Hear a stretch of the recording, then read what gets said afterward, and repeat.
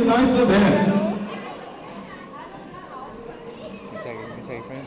Huh? You take your friend? And one more thing, ladies and gentlemen, if you're going to be taking pictures here tonight, per state regulations, please no flash photography. Once again, for those taking pictures here tonight, no flash photography. All right, ladies and gentlemen, we're going to go ahead and get on with our first fight of the night. Please, welcome to the cage, Sergio Ortega.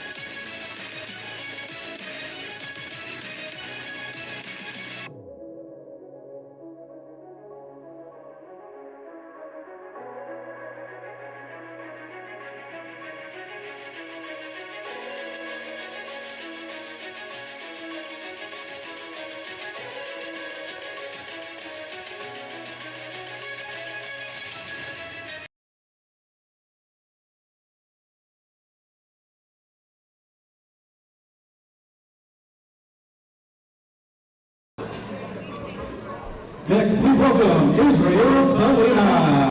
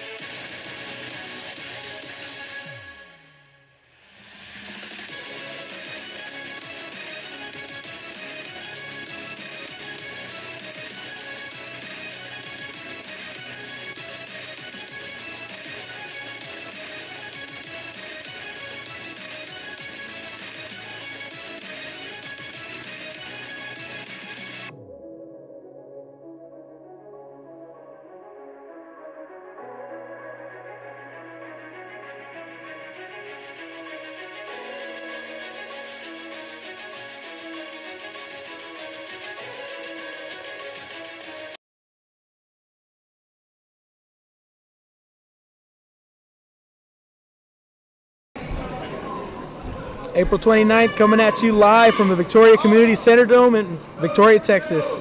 Ladies and gentlemen, we open tonight's Texas Class Fight Night 22 in the Texas Class Welterweight Division. Our referee in charge of this contest is Mr. Patrick Butland, scheduled for 3 3-minute rounds. This fight is brought to you by the City of Victoria, Texas. A big shout out to the City of Victoria, Texas for hosting Texas Class Fight Night 22. Is his first fighting in the blue corner, making his mixed martial arts debut, standing 6 feet tall and weighing in at 173 pounds. Representing Jiu-Jitsu Syndicate and fighting out of San Antonio, Texas, Sergio.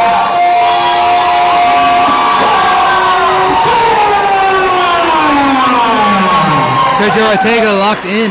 He's not showing no emotion. A lot of love in the building for Sergio. Bringing up 1 win and no loss, standing 5 feet 6 inches tall and weighing in at 172 and 1/2 pounds. Representing Satori Mixed Martial Arts and fighting out right here in Victoria, Texas, Israel.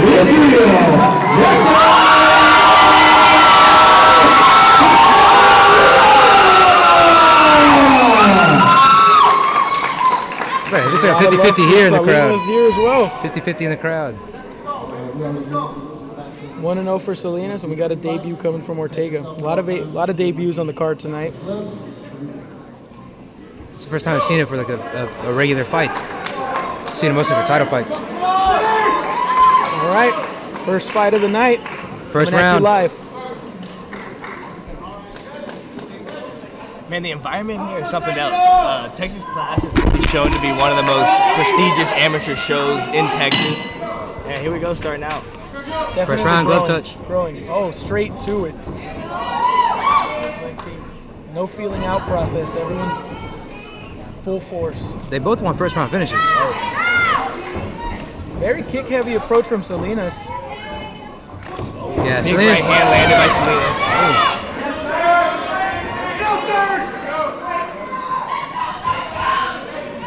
Be looking for Salinas to land that overhand every time.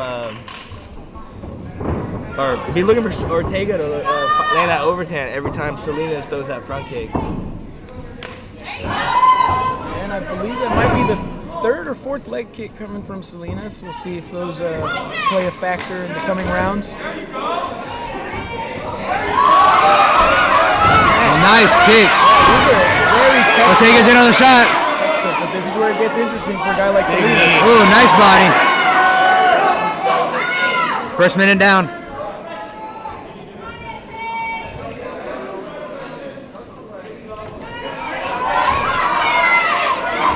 Big knee. Solid twin flip from Ortega. Another big knee. He didn't like that.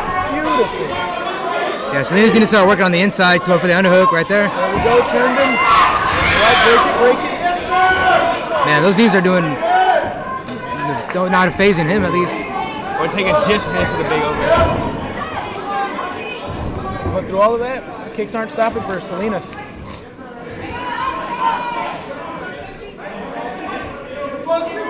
I'm telling you, if you're coming out of Satori, you got slick striking. Big head kick off the break. The speed on these kicks from Salinas switch Salinas stance. is honestly very impressive. He throws that front kick like it's a jab. Oh, he got rocked. Pushing into the cage. Ortega gets him down. He's got a right hand. The ground and pound. Salinas needs to work.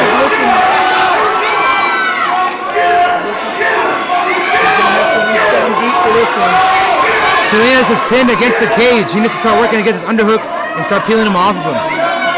Last 30 seconds.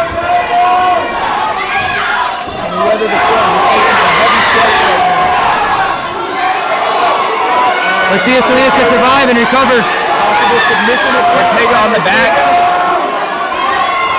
Good back work. Final 20 seconds of the very first round. Very eventful one at that. Yeah, we need more mics. We need more mics. 10 seconds. 10 seconds gonna make it happen.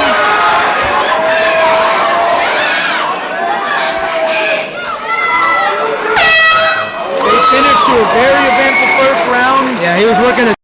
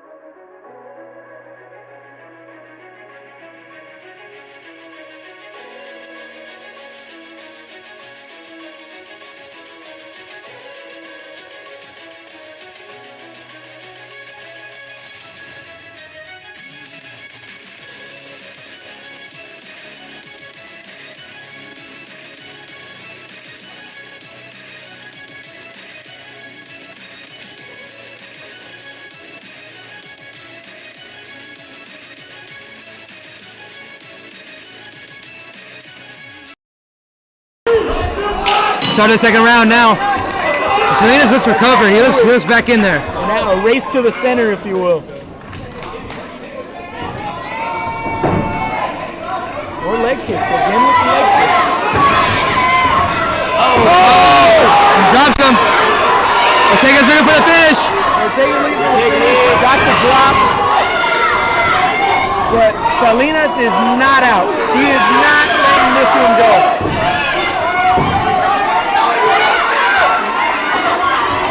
Look for the big ooh. Ortega's starting to pace now. Salinas with the granite chin. I've got to throw that in there. He's durable. It's the beard. Right Nice right hook. Right hand. What Salinas needs to do is start moving his head. I'm wondering if this kick heavy approach to the second round, he's dropping his hands a lot more this time. I'm worried it might be affecting his defense here. He wants to light him up. Man, right when I said it, got to move his head. He throws a nice slip too.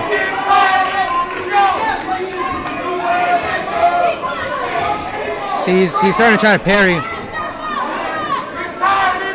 Ortega seems to be taking his foot a little bit off the gas. First half in the books. And I think those leg kicks are finally adding up. He's putting a little bit of pressure on that lead leg of his. I think it's the durability of Salinas. It's really getting to him. It's frustrating him. Yeah, when someone just eats everything you throw at them, it really messes with their confidence. For sure. It's quite demoralizing. Oh, man. Man, you see Salinas. Nice right hand for the knockout for Sergio Ortega. Now 1-0. What a way to start the night. Man, I hope.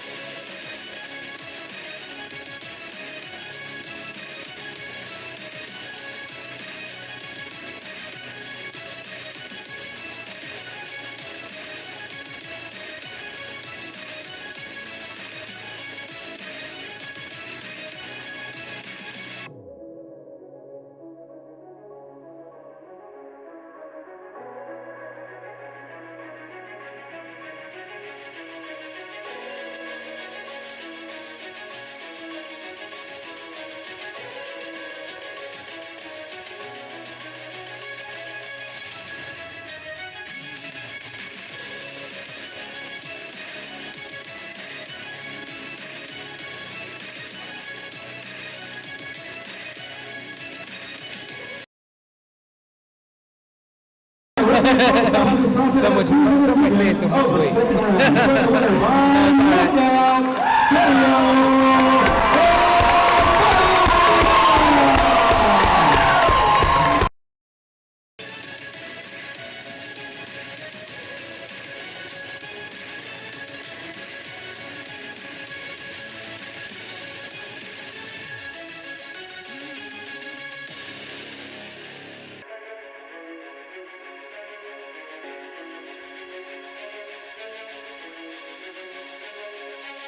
Your amateur mixed martial arts debut, and you came out swinging, and you scored a decisive knockout victory. Decisive? How did you come out winning your first fight? I think we're on now. Are we on now? I think let's just. Oh yeah, of course. No problem. I know that's going through your mind right now. You just got through a nice little battle right there. Hey, big ups to Sergio right there. He definitely didn't make it easy for you tonight. That's Sergio. He, UFC vet, train hard as fuck, man. Put it to me every day. So, anything you want to say to the crowd of Victoria before you want to go? Thank you for the support. Abdo for Israel is a good fighter. Appreciate you guys. Great sportsmanship. Amazing debut for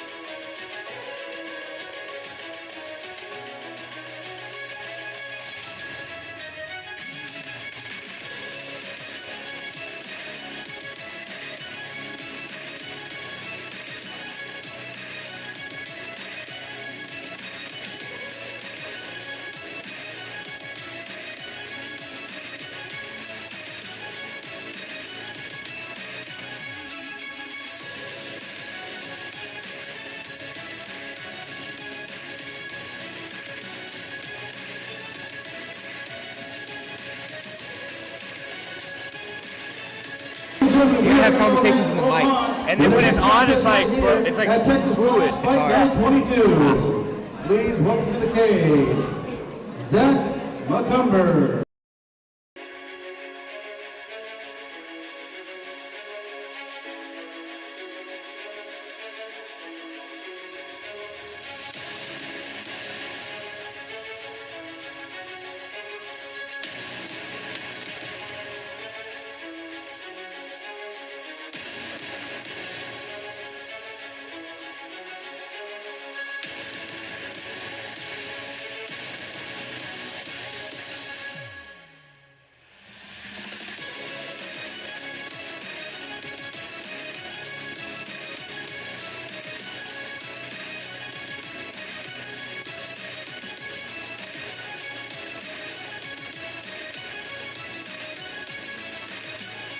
Alex Thomas.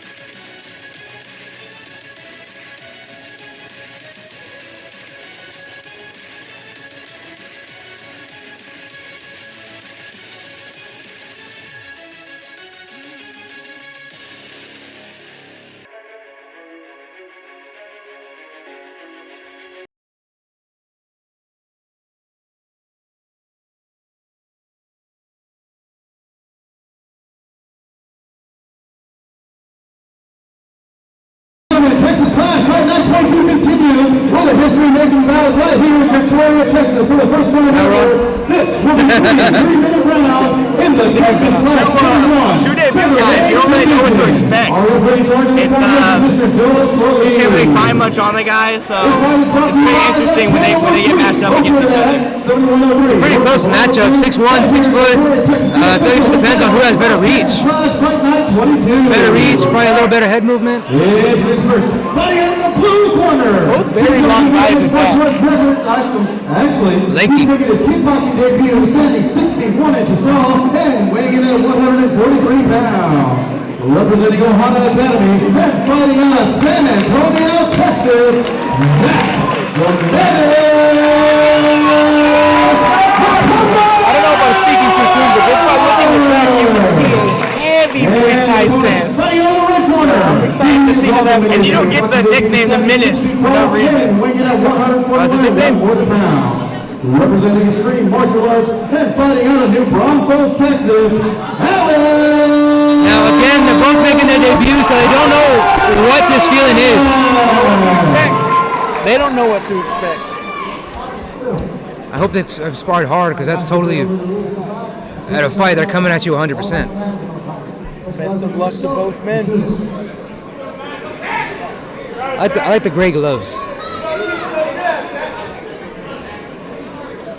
Man, so you're seeing an almost like Cyril Gahn kind of stance from Thomas over here. Ooh, comes out fainting immediately. Nice. Nice kicks. Oh, nice drop. Whoop. He got him quick, so I guess they didn't stop it. Alex Thomas really, you can tell he really understands distance. He understands distance and timing. He's really catching those leg kicks with the trip.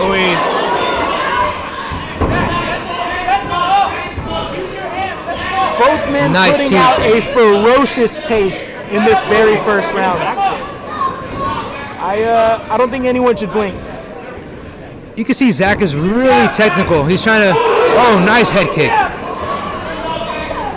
Zach is really technical in his stance. Alex is just trying to strike. A lot of switch kicks from Zach. He seems to like fighting off the cage a whole lot. Thomas is really liking that spinning dive. Got a standing 8 count. Remember, it is K1, so they get some time. This is actually how Alex Pajeda came back and defeated Izzy in the second. Really? The second fight, yeah. He was about to drop and finish him, and then he got a recovery time. Nice.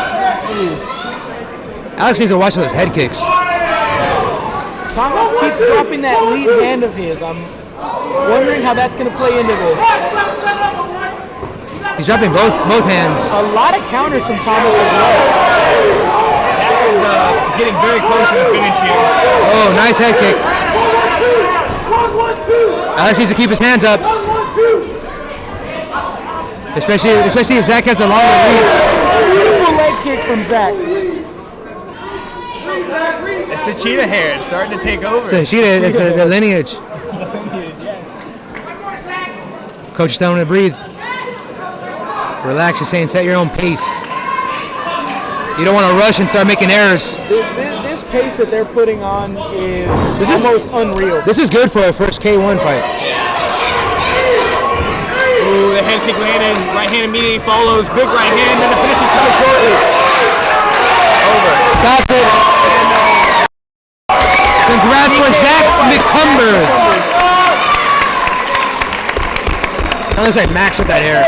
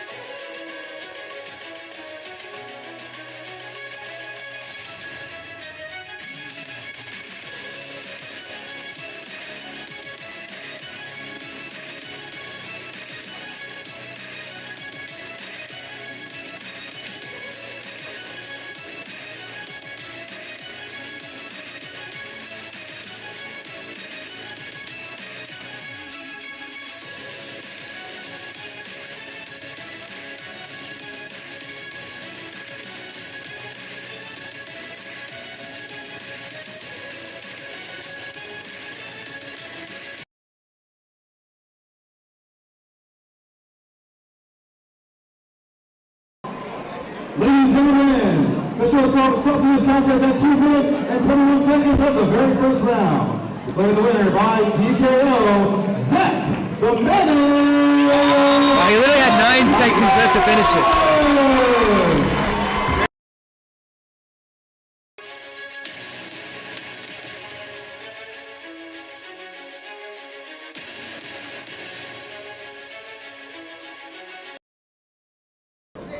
Okay, Zach. Your first kickboxing event, you come out with a win. How's it feel tonight? Pretty good. It's fun. So also another thing, I want to know that you definitely made history here tonight because of course, as I mentioned before, this is the very first kickboxing fight we had at XXII right here. You made history being the very And what a first kickboxing fight that was. So you've got to be a little bit more surreal right there. You have anything you want to say to the crowd before you go home tonight? Another one? He wants to. I like this guy. I like this guy, man. Man of action.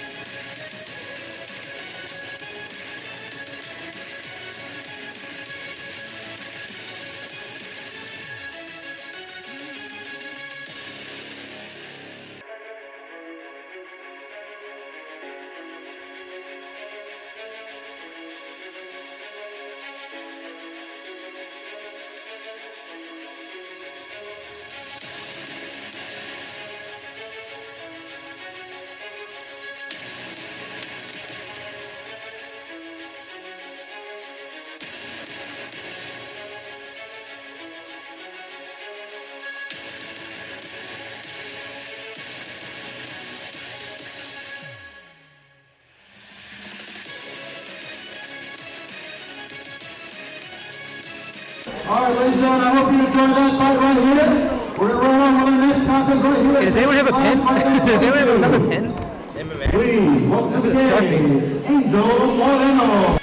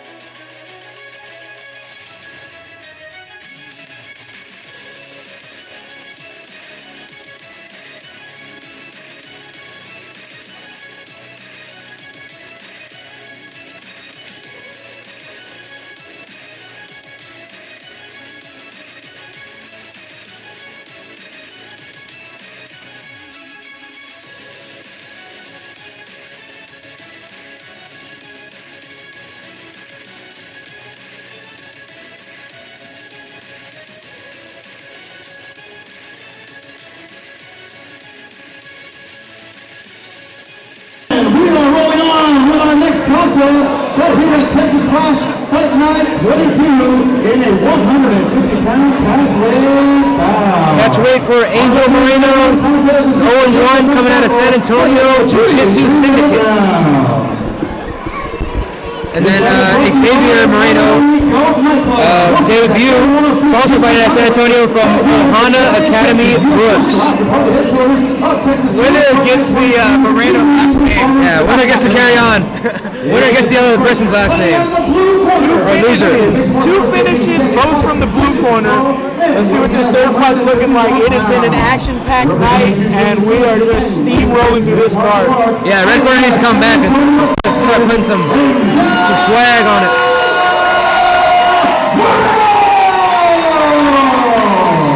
This is literally a battle of who's the Moreno in San Antonio.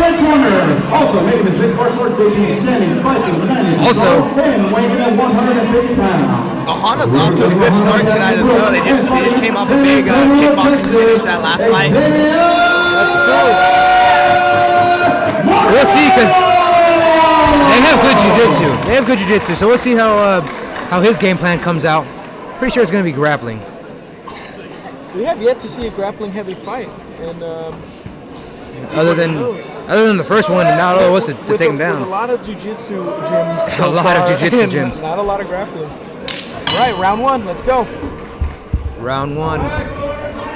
Forgot a timer. Oh, immediate. Great double leg. Immediately going for the Kimura here to reverse the situation. He's trying. Man, who's blue? Angel? Angel's coming out hot. Angel looks like a big, strong 150 Oh, pounder. don't grab the cage. Angel absolutely smothering. The Wizard really helping Xavier Moreno here, but not as I just say that, I got him taken. Yeah, he had double unders. Oh, right here could be a legal knee. Good head pressure. Yeah, that's a nice head pressure right in the chin. Keeping him straight up. Usually the shorter fighter has that advantage using that head pressure. Of being the lower. Yeah. Oh, and he shaved his head. Oh, those are That's frustrating. uncomfortable. Those are frustrating. Nice level change. He needs to start coming up. Hands are locked. Look for a big finish. Nice slam.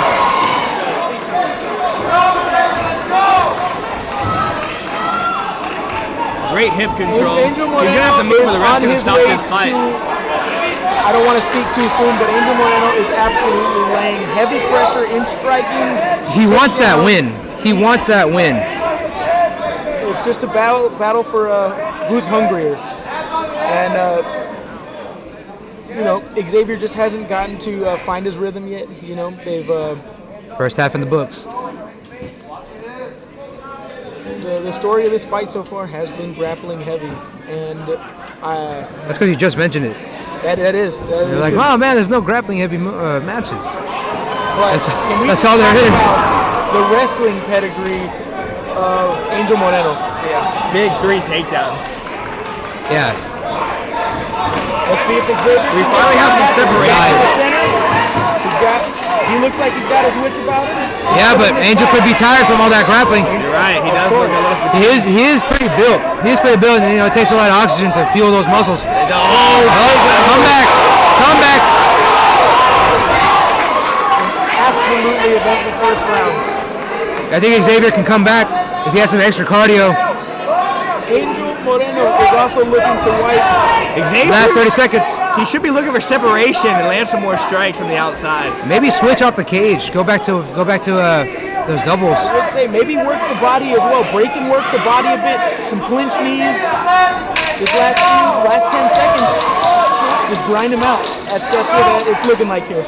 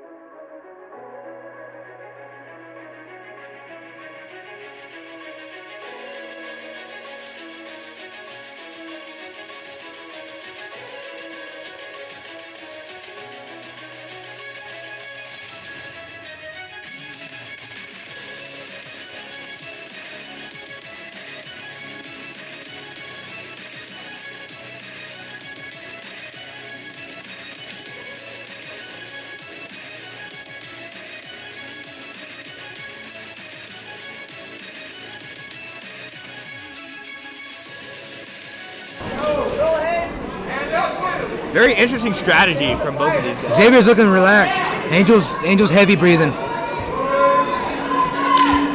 Second round.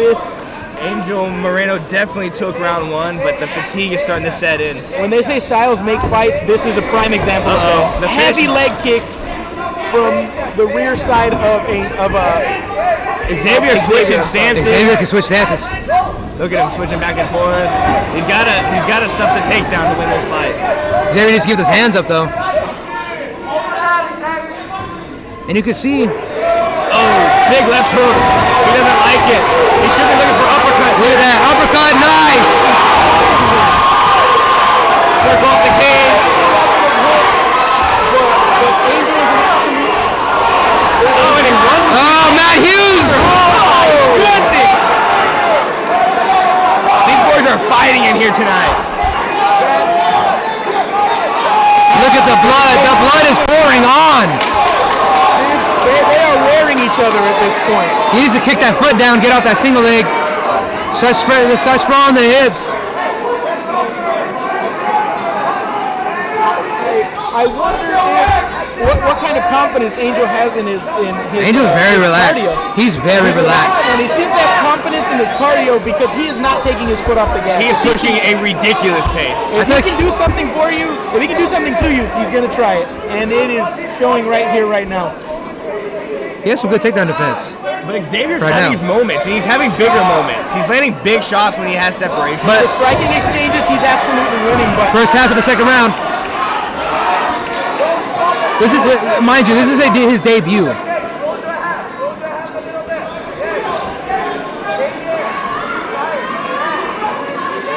not much work from the bottom coming from Xavier. Well, it's the pressure. It is the pressure. You would want, there we go, a little bit of shrimping, a little bit of action. What Xavier needs to do is start getting an underhook. Start getting an underhook. He has half guard. Start working up on the leverage, on the come up, trying to go for the dog fight. You can see how red Angel is. Wow, don't give him your back. There you go. Can he make it to his feet? He looks like he can make it to his feet. And just crazy pressure from Angel. It is. He just doesn't stop. He's an absolute dog. But Xavier is right there with him. Yeah, no takeaway from Xavier. You know, I heard him was pulled out Really? because he had that dog in him. He's got that dog. Angel with the double unders. Let's see if Xavier can get out of this.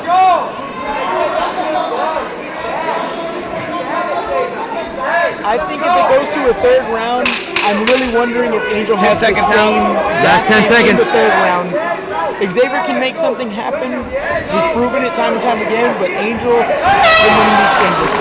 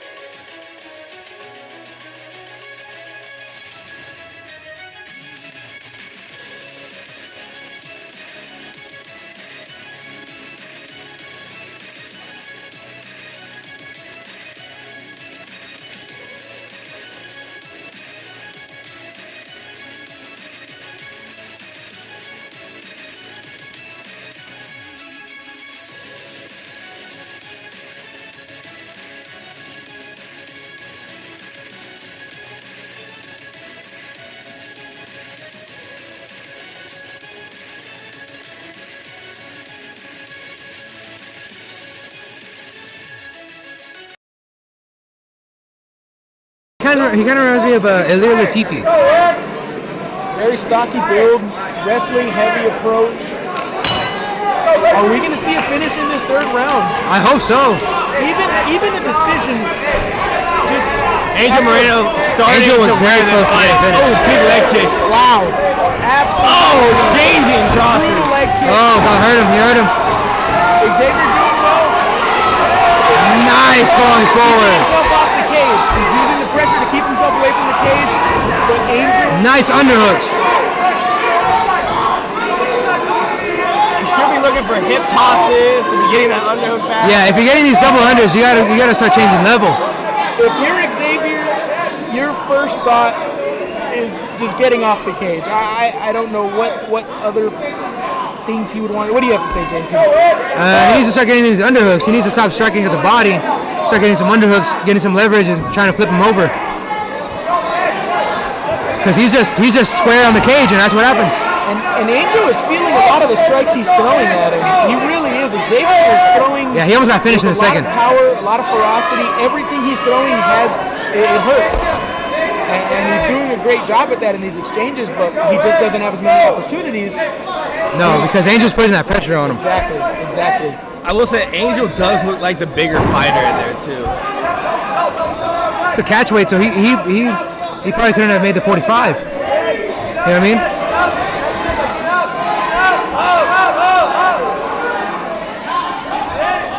He's got the arm trap. This is a tough another Takedown. How many of those has he landed tonight? 7, 8. Those score big. First half, probably a little more than first half, but I've got to say the cardio of Angel has really. he's coming back. It's coming back. It's kind of crazy, but just the same for Xavier. Xavier's still working to get off the cage and still throwing heat in these striking exchanges. He's grabbing the cage. I was. He needs to start pressuring that head. Don't worry about the body.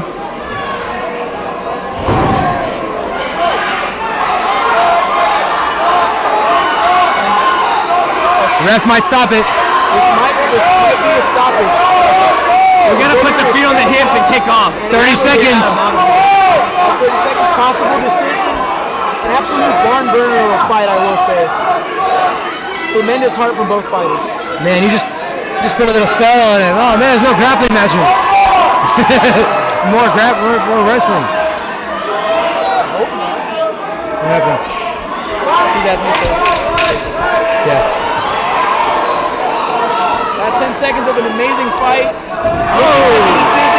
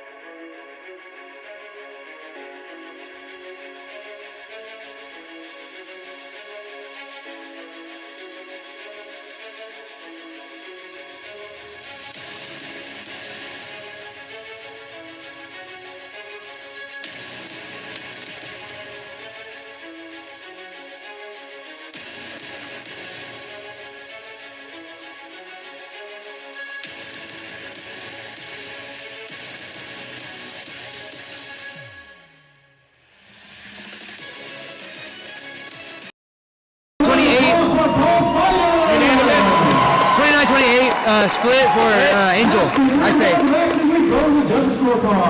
Those takedowns were big. 29-28. Yep. Winner by unanimous decision, Angel.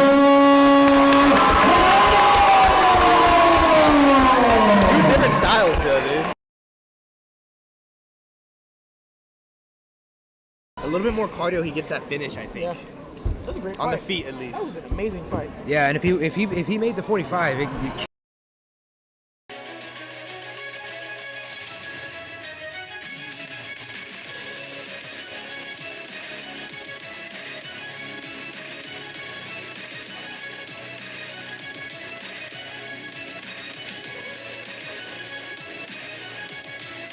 another K1. All right. Okay, Angel, making your debut here tonight for Texas Clash. And of course, representing two gyms here tonight. Definitely did him proud. This was a hard, grueling fight. Tell me, how's it feel? Hey, first match, one thing, God. Out here, nothing be possible. So definitely, was your fight plan tonight? Going for the knockout, or did you know that you were going to be in for a heck of a contest?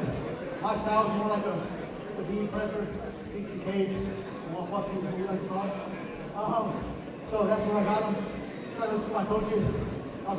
Yes, he can say that. He can say that. Kids are here, right? It's me. All right, anything you want to say before we go? Hey guys, I want to thank all my teammates at Jiu-Jitsu Syndicate, all my coaches at Jiu-Jitsu Syndicate, all my family, That's 2-0 for Jiu-Jitsu Syndicate so far. all my friends and family for showing up and watching my pay-per-view, man. Shake this guy's hand. He's amazing. Ladies and gentlemen, round of applause for Adrian Royale!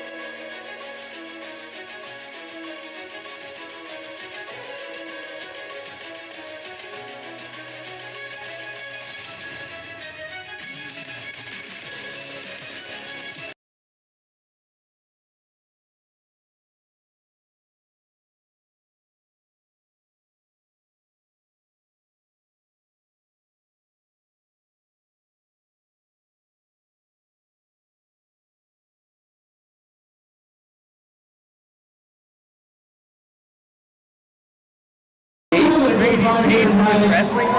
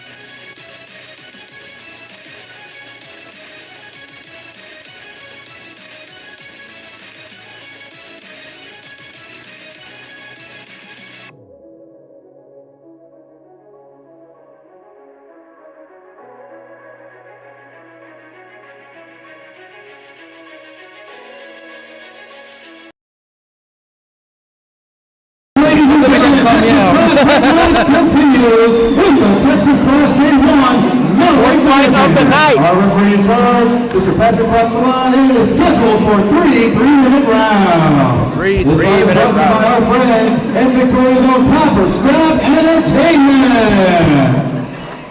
First, fighting out of the blue corner, making his kickboxing debut, standing 6 feet 1 inch tall, and weighing at 184 3/4 pounds.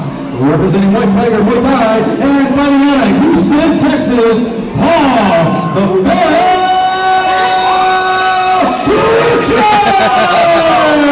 Richards! And his opponent, fighting out of the red corner, also making his kickboxing debut, standing 5 feet 6 inches tall, and weighing at 185 1/4 pounds. Representing Satori Mixed Martial Arts, and fighting out of right here. So two debuts. Texas, Paul Richards coming in at 6'1". Kenny Sanchez coming in at 5'6". Sanchez with the I am having to yell. love. I'm having to yell. that was crazy. All right, fourth fight of the night. We've had the blue corner's 3-0 right now. 3-0. This is also going to be a very good fight because this is a 7-inch height difference. As well as a double debut. Yeah, double debut. Kenny Sanchez debuting the new Satori shorts. I saw him on Brandon's story. They're pretty clean. I like the slits. I love There's shorts nothing like that, man. kickboxing shorts, I'm not gonna lie. The kickboxing shorts or the Muay Thai shorts? Oh, Because those are the Yokow ones. Those are nice. Thank you. sidekick. I will say, with Sanchez being the shorter fighter, He's going to have to go in. He's going to have to rush in. not only that, watch out for his leg kicks. Yeah, You he look at got a some guy- tree trunks on him, You man. look at a guy like Mark Hunt, who just blasts absolute baseball bats at people's legs. Nah, that's an understatement. Let's say steel rods. Yeah, no, I think you're right. Say stop sign poles. That right hand is really finding a home for Paul. Again, lands. Yeah, absolutely textbook. I want to know what the reach difference is. He probably has like a 75. Richards is very evasive. He's in and out. In his approach. It's very quick. Which is clean. That's just having to make Kenny come in. Nice leg kick. Oh, nice cross.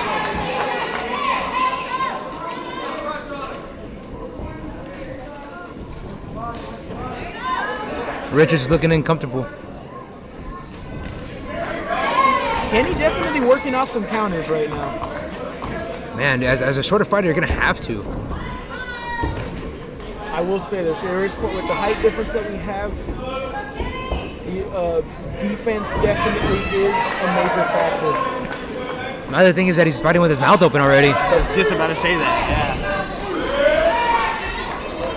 Cumulative body shots. You can already see some redness under the right pec of Sanchez. A lot of body kicks being thrown. Yeah, I think the little secret here to Sanchez's game plan is leg kicks.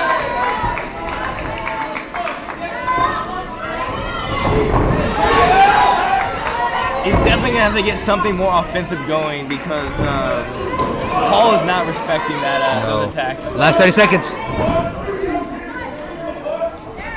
Sanchez seems to be opening up a little bit more. It's hard to tell, I'm noticing that Paul isn't telegraphing many of his attacks. He's throwing everything from just different directions, and he's very good at masking where everything's coming from. And he's throwing it from different stances. Yeah, he keeps switching. That too. Great round.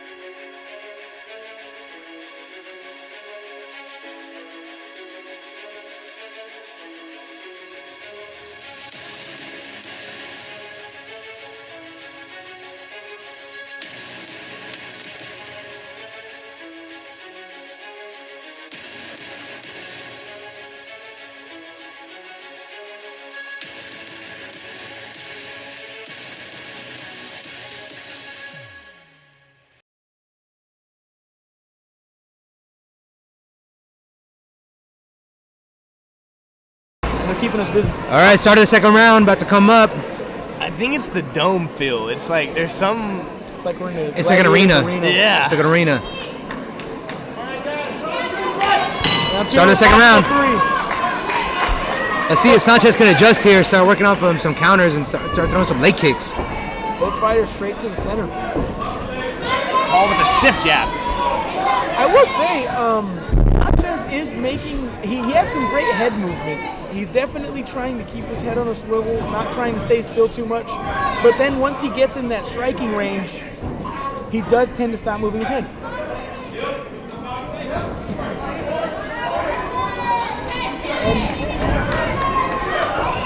Richards is fast. Oh my God. Nice body shot.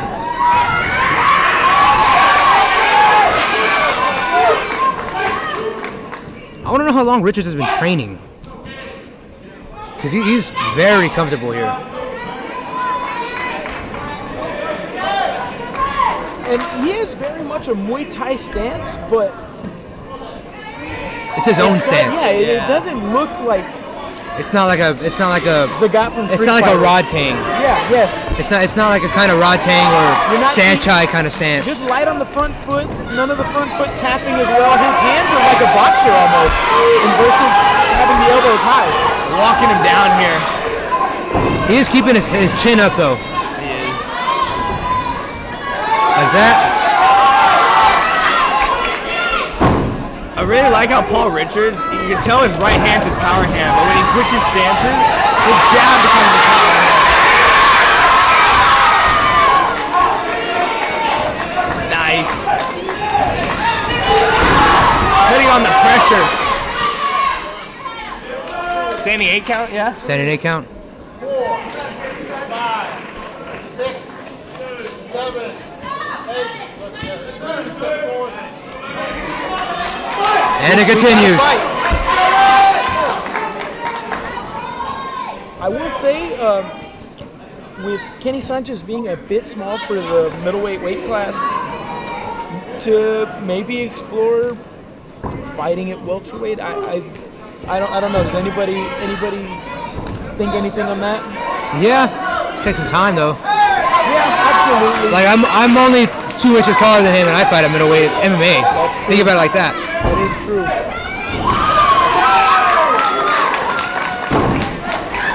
And both men have good gas tanks. Kenny Sanchez has a great gas tank. Sanchez is durable. He has heart for sure.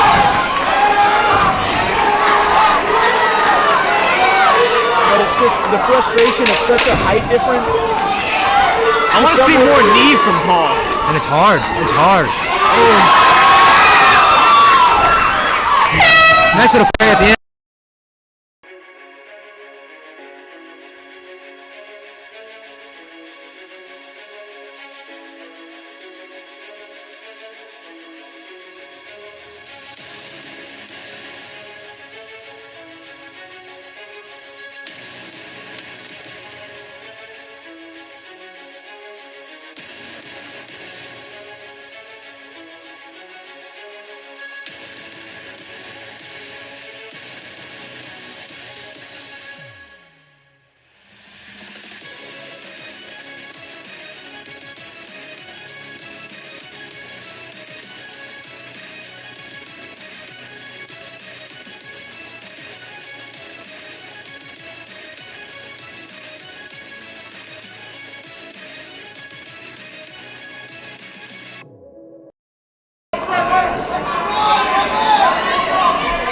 Folks watching at home, be sure to follow Combat Sports coverage, bringing you all your MMA and kickboxing footage and grappling Jiu-jitsu. footage as well, jiu-jitsu footage as well, my apologies, on Instagram, Facebook, and combatsportscoverage.com. Interviews, fight footage. Covering the entire fight game. There's actually a grappling card in a couple weeks, the 6th, in Tomball. I might be there. Might be there. We got a couple people on there.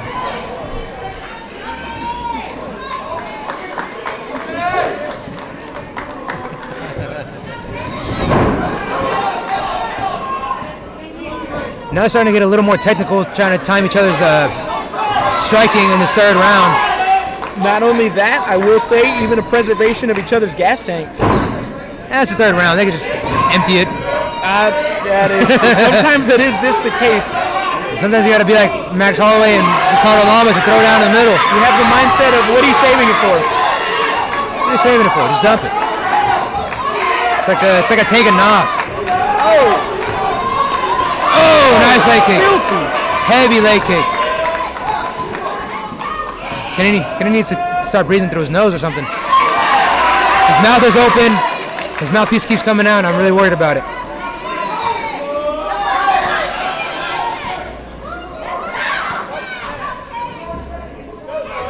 Kenny is refusing to take his foot off the gas. I will say the offensiveness of Paul hasn't slowed down, but he's a little bit more reserved. Oh, quite open on Sanchez's eye.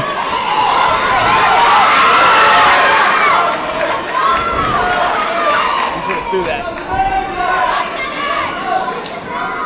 That looks to be right in the eye socket. Nope, it's nothing serious. It's in the corner of the eye. Last thing you'd want is a broken orbital. Oh, wow. Especially Kenny being a debut guy. He's definitely never seen his own blood. Oh, nice spinning back fist. Might be hurt. Oh, body shot. God, that was a cool little hammer to the body. Oh, big knee land finally. Kenny is not slowing down. Paul took his foot off the gas just a little bit. Big exchange from both men. Kenny should take this time, try to work his body, maybe set up something to the top, start at the body. Man, Richards is loving this. I have liked the leg kicks of Kenny. I wish we'd gotten to see more of those, just to keep him thinking. Very heavy kicks at that. Both men are absolutely blasting these kicks. Man, there's no blood on ours now. Hey, come back over here. And looks like we're getting a decision. Amazing display of kickboxing. A lot of love for both men. Oh!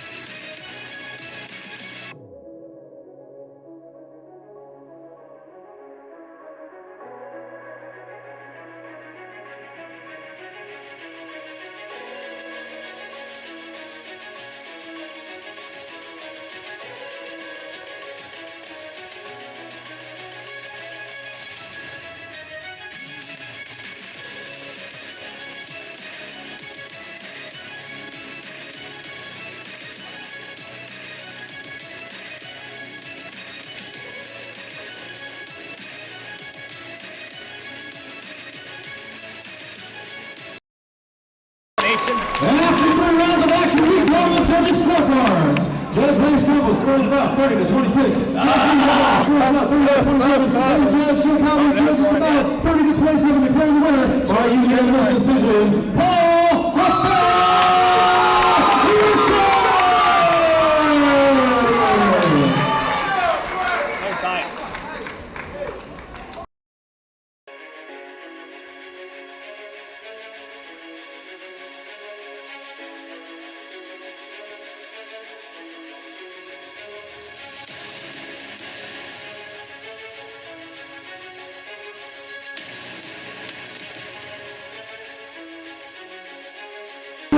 Your kickboxing debut here tonight. You came out swinging. You came out down to tell me how's it feel to get your first win here tonight.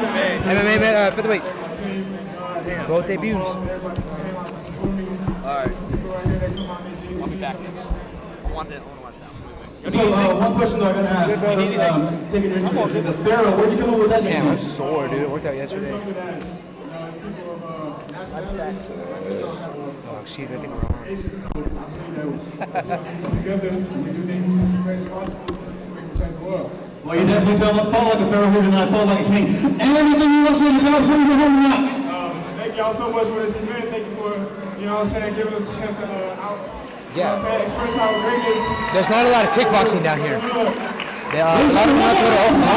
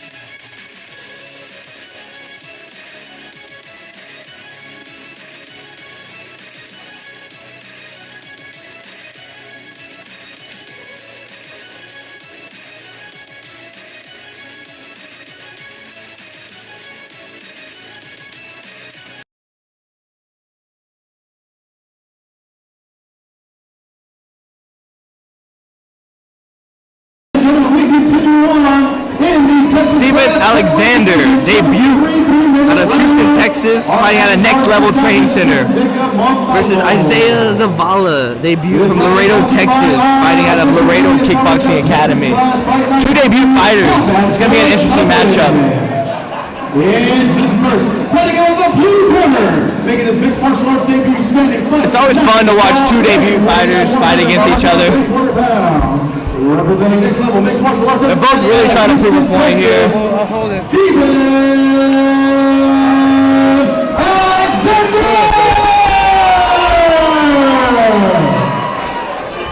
And his opponent fighting out of the red corner. Also making his mixed martial arts debut standing 5 feet 6 inches tall and weighing in at 145 pounds. Oh, those are sick shorts. Representing Laredo Kickboxing Academy. I like Muay Thai shorts. Bro, if you wear Muay Thai shorts and you can see the compression shorts, you suck. I don't think that. That's what I wore in my first fight. Come on. Don't say that. Oops. Excited though, excited. Fight of the night. Nothing but barn burners so far. It's only the 5th fight. It's only been an hour and a half, almost 2 hours. Another double debut, so Double debut, Steven Alexander, 5'9", coming out of Houston, Next Level Training Center. Oh, big right hand lands. Oh my God! Man, I looked down. What happened? Uppercut? Overhand. Overhand. Oi. Trying to go for a guillotine. I'm confused right now. I'm trying to read the names. I'm Blue gloves on bottoms. Zavala on the bottom. might have chased in the wrong direction. See, Alexander's trying to take the back. Man, nice recovery from Alexander. Nice recovery. Zavala needs to get his wits about him. He took a massive shot. He did. Zavala's blue. Oh my gosh, he returned immediately! Now he wants the referee to be finished. Yes! Stop! Great finish.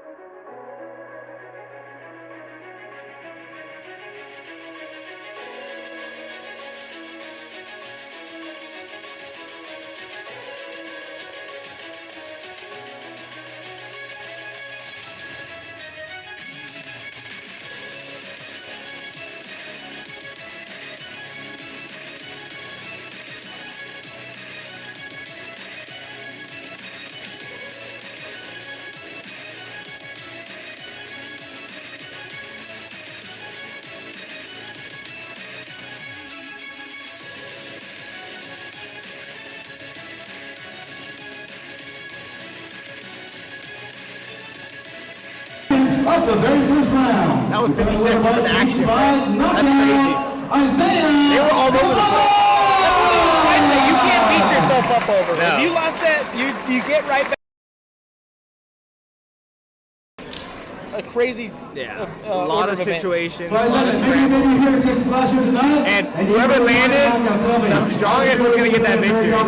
And they were clean strikers. And he just got dropped prior before landing that big shot. Hey, you know what? Sometimes that happens to the best of us right there. So tell you what. What's the future here at Texas Clash? We ready to climb those ranks? Yes, sir. Yes, sir. I'm on top. There we go. That's the attitude I like to hear now. Isaiah, anything you want to say about the victory before we go? Thank you for coming down here, and I love you all. Ladies and gentlemen, one round of applause for Isaiah Zavala! That official's cool, man. I told him.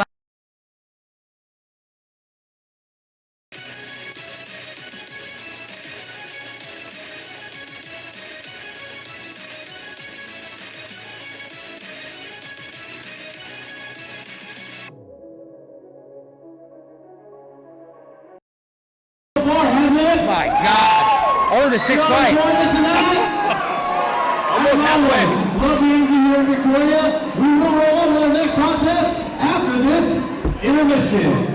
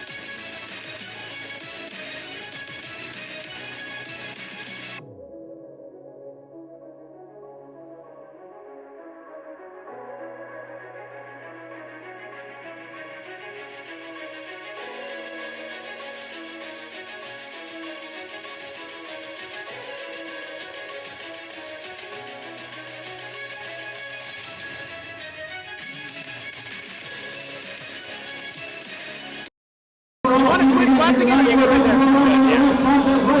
That's a good spot right here. Please welcome to the cage, Lisa Ramos.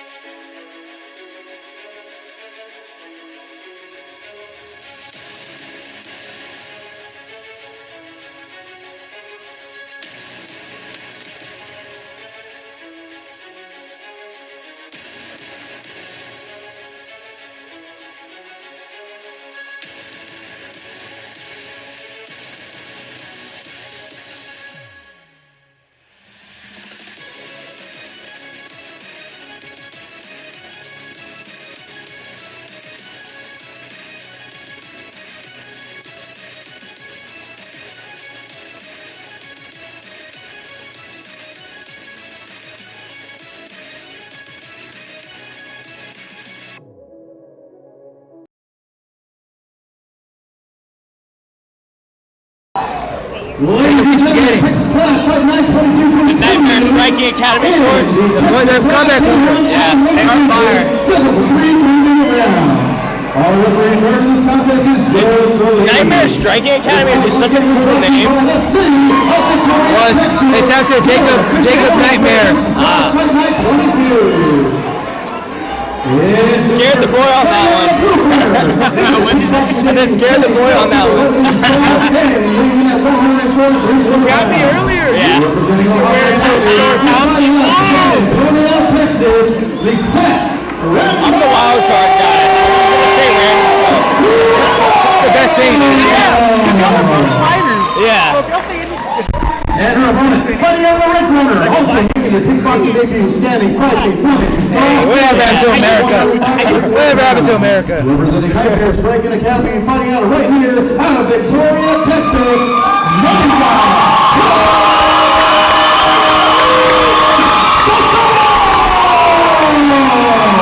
This is our first women's K1 boxing, kickboxing, my bad. and sixth fight of the night. Sixth fight. There's been a lot of bangers. Lisette Ramos in the blue corner, making her debut, fighting out of San Antonio, Texas from Ohana. And then the red corner, representing Nightmare Striking Academy, is Monica Hometown Soto. favorite. And with the second sexiest cornerman, Jacob Rodriguez, second after me. Wow, this is nice, very nice pace. Oh my God.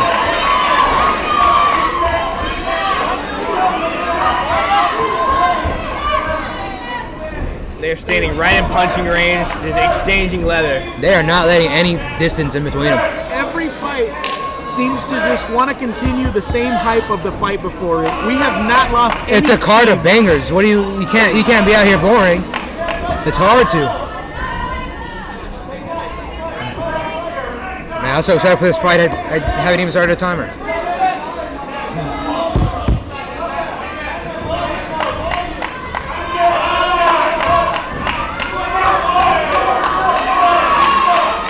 I would like to see a bit more head movement coming from Monica. Look, it's only her debut. I think she's what, 17? Really? Yeah, Jacob was telling me about her last time. So I mean, it's only up from here. That's a good point. You know what? That is a very good point. I'm not too sure how old Ramos is. This card has been full of young and hungry fighters. There's been a lot of debuts. There's a lot of debuts.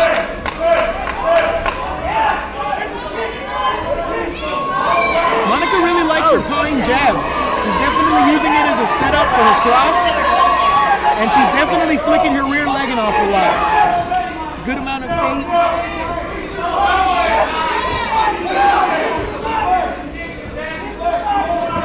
Ramos is definitely trying to parry.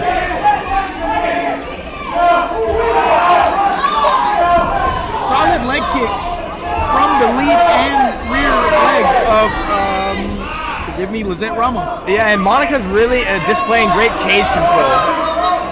I agree. She's running her down. Ramos's legs are gonna start getting tired. Ooh.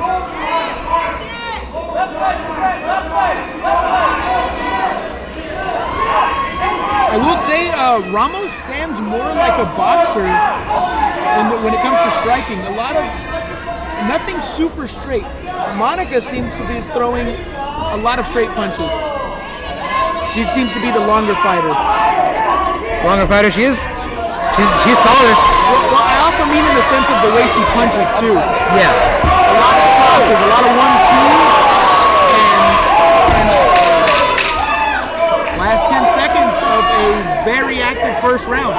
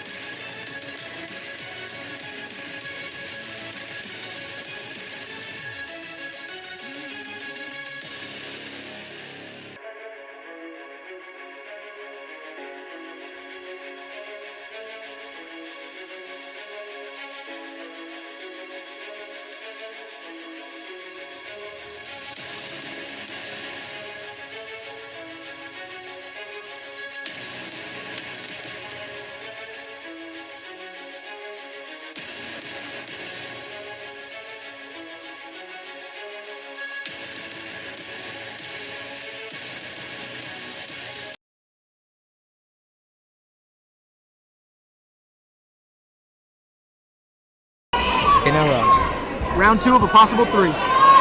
Great pace from the first round. Let's see if either fighter made the proper adjustments to... referee's talking about headbutting. I do believe Lizette may have snuck away with that round 1. Yeah. A little more activity. I could see that. That lead snap kick again. Finding a home for the hook. And if you look at that, Monica throws some great crosses. She has a solid cross and pause with her jab. But another thing to take note of is the head movement. It's sticking straight up, and she seems to be getting caught. Nothing crazy, no fight-stopping shots. Oh, good sweep.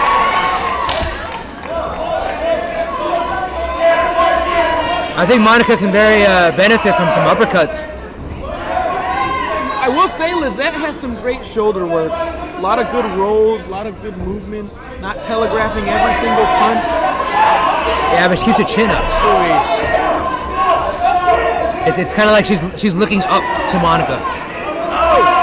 Yeah, I agree. There is the height difference, of course. But I'm definitely seeing very much a boxer-like approach coming from Lizette. I don't know if it's just me. Yeah, not a lot of kicks. As they both just threw kicks. Yeah, as two just land.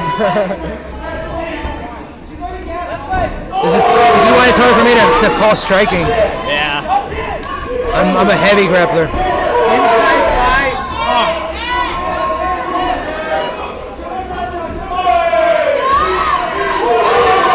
First half down.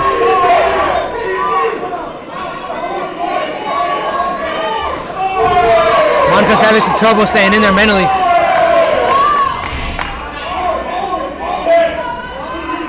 Lizette does have a bit more of a flow to her movement. Not that Monica doesn't. Both fighters are making their debut, so it could just be a bit of nervousness and whatnot. But how much do we know about this age gap? Because didn't you say I don't know, 17? she's like 17, 18. She's young. She's young. She's one of the other comers that Jacob was telling me about. The age gap definitely might, play some sort of factor here. Experience? Yeah, maybe. absolutely. More time at the gym. Yeah. And just more mature. That's true as well. There's a strength difference. You get stronger as you get older. It's a lot of factors that could play into this, and an entertaining fight nonetheless. Like I said, nothing but up from here. For us, we call it grown man strength. So this is grown woman strength right here. Absolutely. Move, she needs to move. Monica seems to be taking a lot of damage right now. 10 seconds. Nice cross from Monica. She's doing some amazing stuff. She is, but the hard movement just isn't there. Not right now, at least.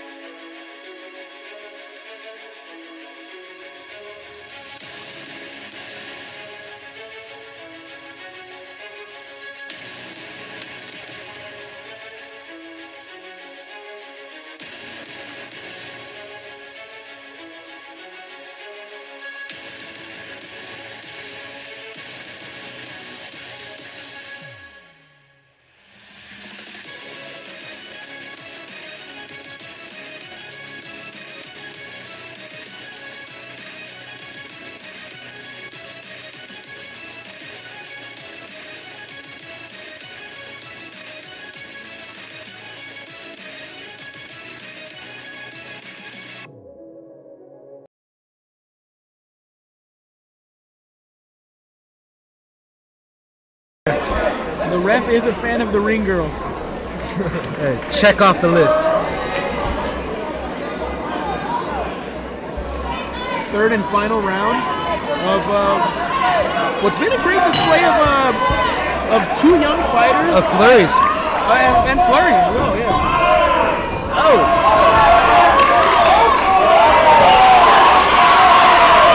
They are fighting in the phone booth here tonight. They're looking for that finish. It's the third and last round.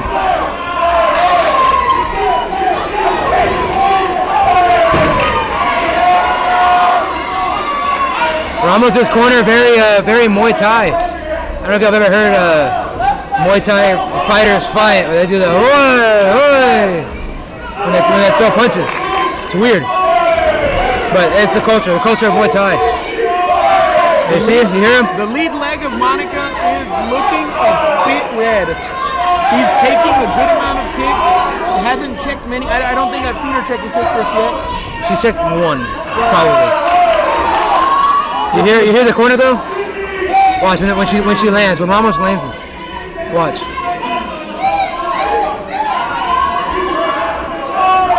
Oh! We had a Muay Thai fighter coming to the gym, and that's what he do. I thought I was hurting him. I was like, oh, quit making noise.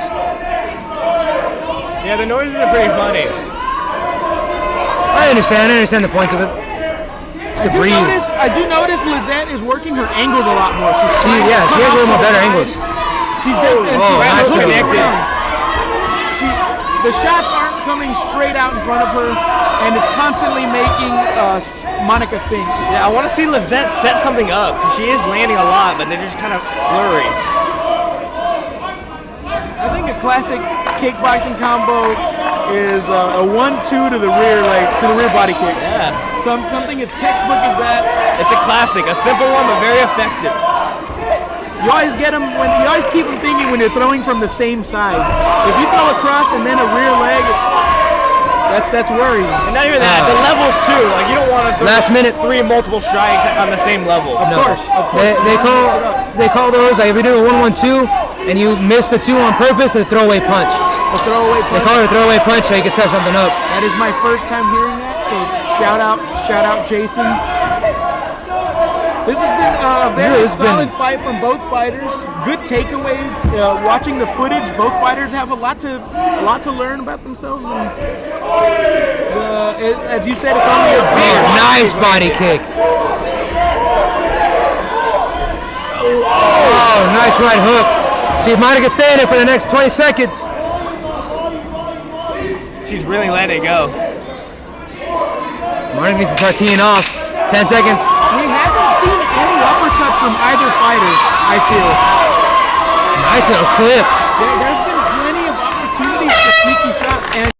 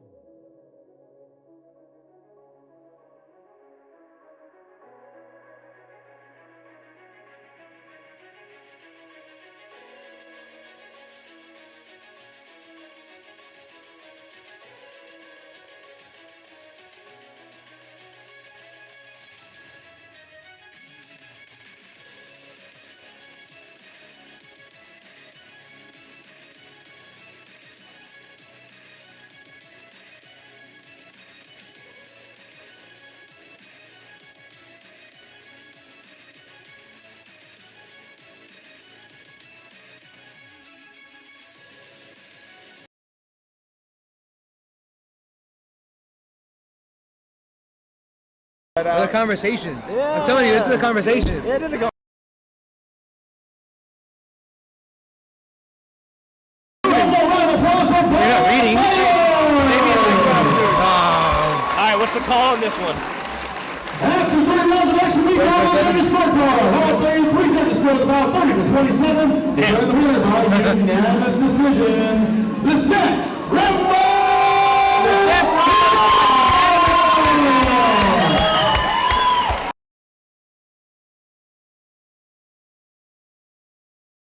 Took over that fight. But it's all right. Like I said, only up from here. Yeah. Lessons learned. No, they both learned a lot from that fight. But hey, now she knows how it feels to go into a fight. Were those both debuts? Or? Both debuts. Those are both debuts. Yeah. Great experience. They went the distance. A lot of cage experience in there. I know, some debuts have not been very fortunate tonight. No. Making it out the first round. Finishes. All right, so you said this is your Texas Clash K1 debut. You came out looking like a warrior. Went the distance. How's it feel tonight? Feels fucking awesome. So I gotta ask. Told you. Rambo, where'd you get that one from? You know, I got that nickname from wrestling in high school, and you just fucking came to me. All right, I gotta say, you got those hands. I'm not gonna lie right there. And I'm not gonna lie either. Marcus Polo did not make it easy for you tonight. Is there anything you want to say to the crowd before we go? Yes, I want to thank all my fans and my sponsors, my gym, my HQ, my coaches. I'm proud to say I'm gonna go. I'm very proud of my brother. He just graduated the Marines. I cannot wait to see him. Big ass shout out, you know, one of our fucking heroes. Ladies and gentlemen, one more round of applause for That's what I'm talking about. Rambo!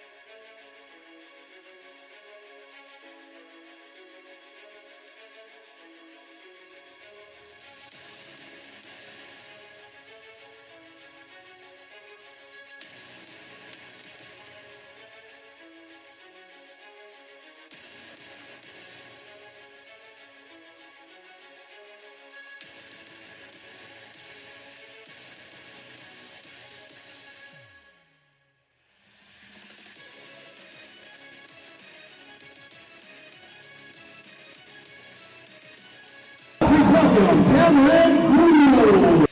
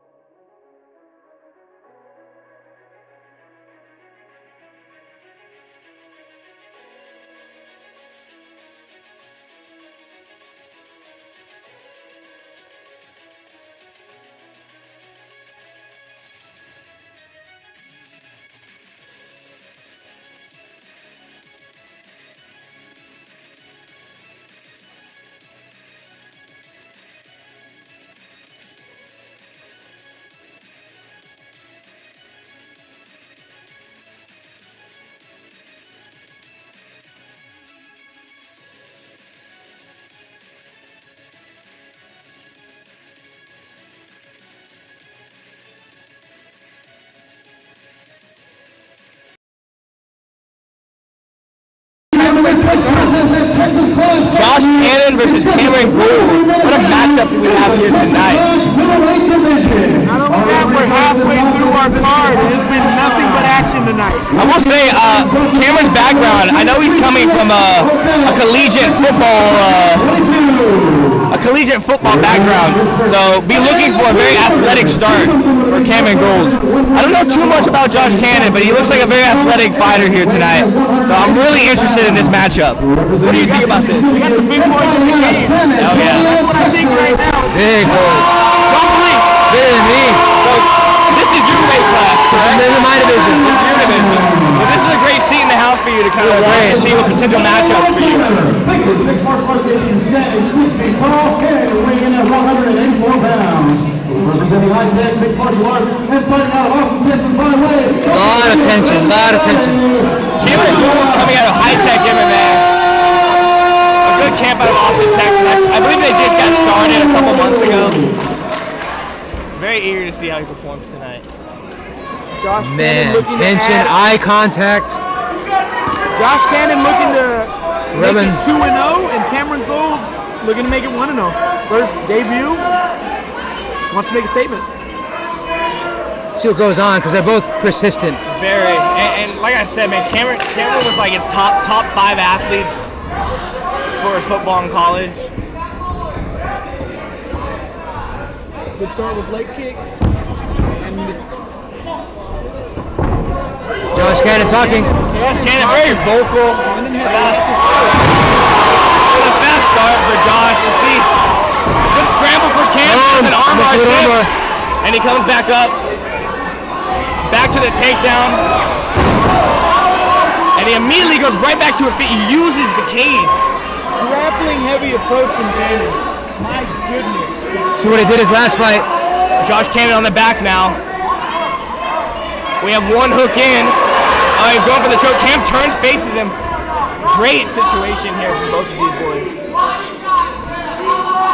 A good chance for Gould to just get his wits about him for a second. It was a very fast start for Josh. Very fast, very vocal. Very vocal, you're right.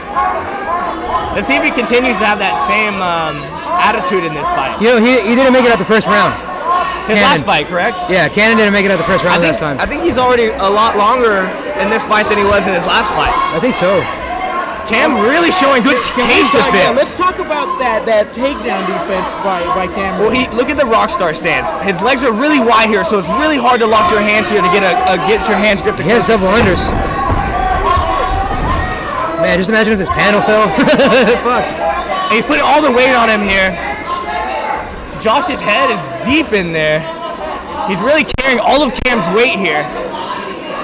Cam's finding his body shots. Cam's landing his shots here. That's some nice defense. I like how he's grabbing the mouth here. Smothering. Really covering his mouth. He can't breathe here. You can tell he's starting to panic. He's got his hands locked in. Nice locked hands. Textbook double leg from Cannon. It was. And he pushes him to the cage. And look at the toe pressure from Cannon. I will say I enjoy These up seeing kicks. Cameron active on We gotta his watch back. these up kicks from here. Oh, wow. That Up kick to was- the knee? That was Protect Nice little yourself. oblique Protect kick. yourself.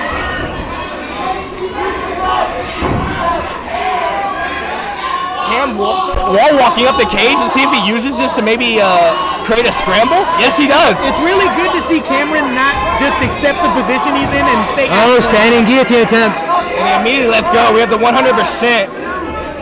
His lands are locked and he gets the takedown of his own. Nice takedown, despite having the can opener from Josh. Cameron on the front headlock. Oh, little anaconda. Anaconda. Ooh, that was a big shot that landed from Last 10 seconds. Cameron making up to his feet. Big elbow to the body. Nice big takedown.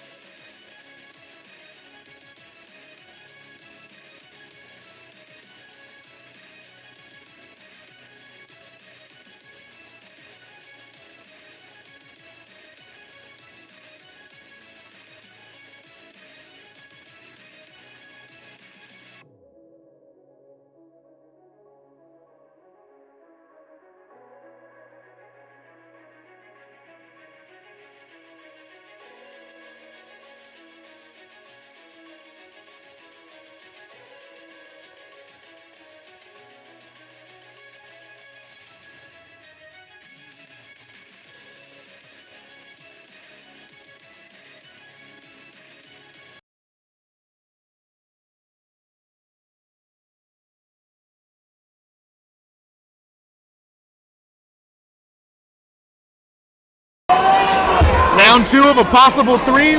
Fighters are definitely chit-chatting back and forth. It is a great fight.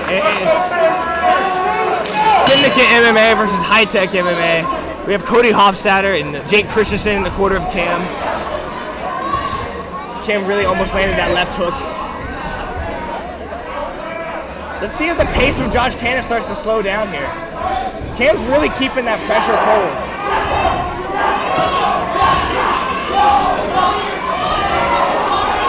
Cameron throwing, swinging for the fences. Good cage control. Look at the head positioning from Cam. Great head positioning. Nice, stay in the chin. I would like more knees to the body. There it is. I was about to say the same thing. A couple more knees, keep him thinking. Maybe even elbow off the break. Or no, there's great reversal from Josh Cannon. Ooh, back and forth against the cage. Both of these boys are not losing positions here. They really want that pressure. I don't know, Josh looks a little gassed. Josh does look a little fatigued here. He didn't come out. But how much of this is taking the round off? That is true. But you also got to consider if you have only 3-minute rounds, do you want to take a round off? You don't. You want to get to work. No, you want to get to work. Nice, good arm drag to get off the cage from Josh. Well, could you also say the same for Cameron? Maybe a little fatigued? I would like Cameron to keep his hands up a little bit more in those striking. Good rock star stance from Cam. Let's see if he can prevent this takedown attempt from Josh. Oh, little 5-finger guillotine. Has the hands under the chin. Got a great position, but he needs to get back to his feet. He can't go to his back with this. He's going to have to use this to reverse the situation. Watch it as a single leg. He needs to push the head. I do believe he also is on the inside for it. I do believe if Cam can stuff this takedown, it's going to really take a lot of confidence from Josh. Well, he's staying narrow already on his feet. What he needs to do is push his head down and start sprawling against the cage. Yeah, or getting his hips off of the cage. Like, yeah, exactly what you just said. Because you see how he's square? He's just putting his butt against the cage. Yeah. That makes it very easy for Josh to just grab around his knees and pull him off. You're right. Now he's got his head on the outside, a little, not necessarily the best position. Cam needs to turn back into him. Nice, big knee to the body would be nice from Cam. Next time he gets that break, I would like that. There's a double. Oh! Lift from Cannon. Cannon is relentless with his grappling approach. An armbar attempt from Cam. Nice grappling from Cameron. A lot of up kicks. Nice tripod, donkey kick. Now Cameron's pressing against the cage, has his hands locked. Let's see if he can get a double. Cam gonna get a takedown of his own? Last 10 seconds to see if he can do it. Like it. Are we gonna get a takedown here to secure some sort of round? At this point, he can use the bounce off the cage and pull him out. Good pressure.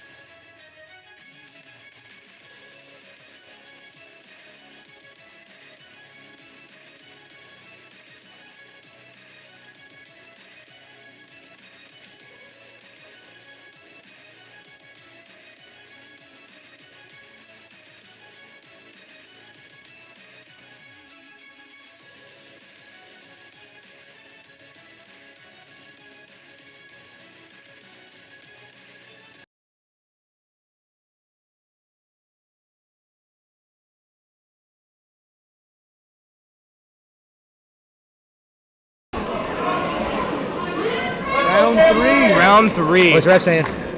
Back and forth battle. I believe he's telling him to stop holding the cage. I think both of these boys rolled in the cage once or twice. It's all right. Accidents. Yeah, accidents happen. It's instinct. You get one warning. Yeah. They're getting him a long break here, though. I like that. I don't know who to score the second round for. Yeah, it's tough. I'd say it was really close. Part of me thinks. Oh, they dropped him.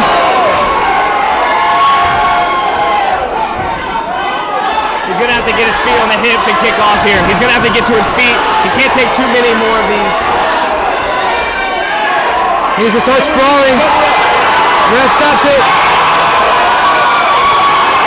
Kind of a short.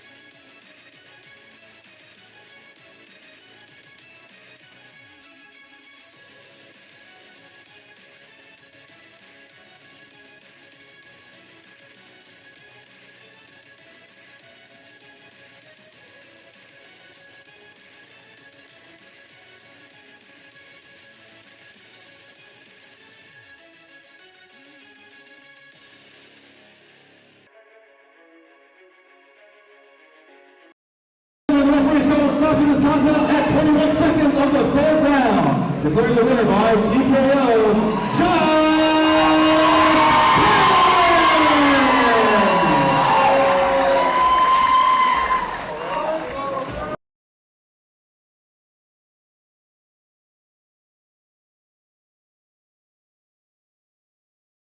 Coming into this fight 2-0. You improved to 3-0. Still undefeated in amateur mixed martial arts and definitely undefeated here in Texas. That's Class. 2-0. Tell me, how's it feel to get that dominant win tonight?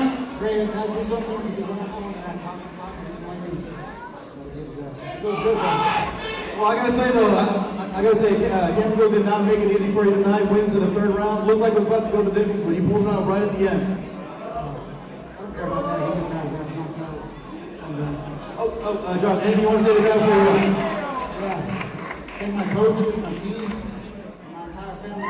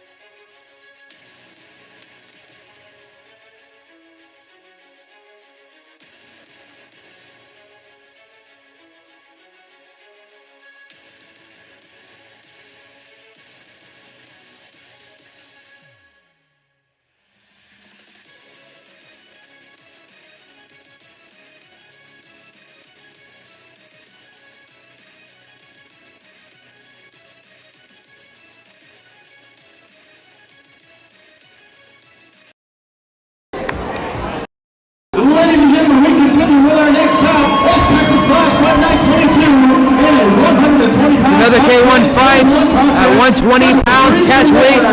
Peter Gallegos in the blue corner. His debut for kickboxing. Fighting out of New Braunfels Brawlers. And CJ Del Angel fighting out of Corpus Christi Muay Thai. Both making their debuts. Making his kickboxing debut, standing 5 feet 5 inches tall and weighing in at 120.5 pounds. Cool shorts. Representing New Braunfels Brawlers and fighting out of San Antonio, Texas. Pretty Pete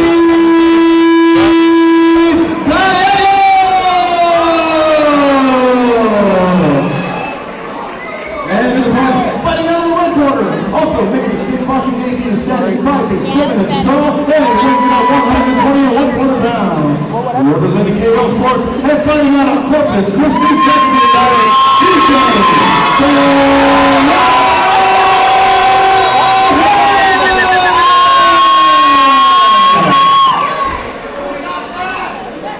Fighting out of Corpus Christi Muay Thai with Coach Kirk Hubble.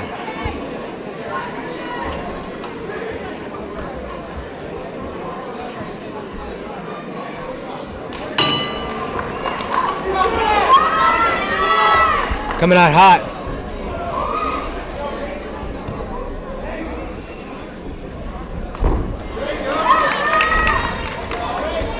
I will say it's exciting to see Gallegos coming back. I was there for his last fight, and it was an MMA fight. His fight against Eddie Ortiz. Yeah, fight against Eddie Ortiz, and it was very grappling heavy. Didn't get to show much of his kickboxing, so now that he's K1, to do just that. This is his bread and butter, and I'm excited to see what he's got. I feel that he's also excited to show what he's got as well. Having a slow start here.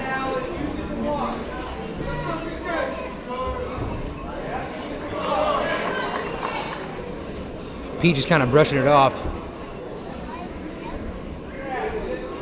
CJ's very technical. He's really picking his shots, staying on the outside of his length. Look at that, technical block. Hands are high. Both fighters' hands are very high, but CJ doesn't seem to. Well, CJ's very comfortable. He looks very comfortable. Aware of range. God, that kick was hard. He has some heat coming to him. Vice versa as well.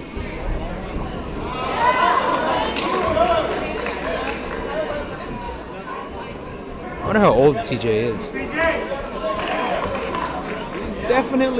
He looks young. He looks probably 17, 18.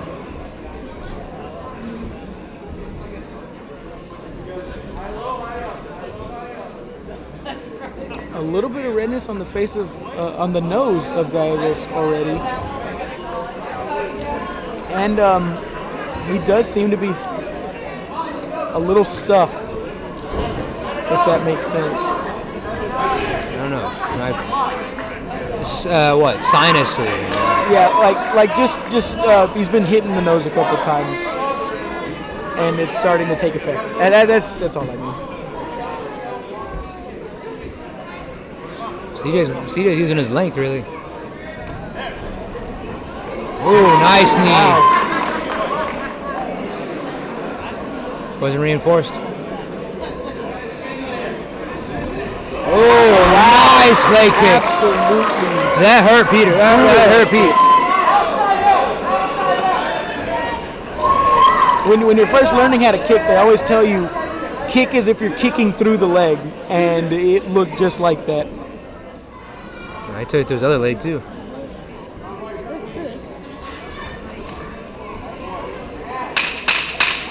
Ten seconds. 10 seconds. Great first feeling out round. I'd say first round CJ. Yeah, I do.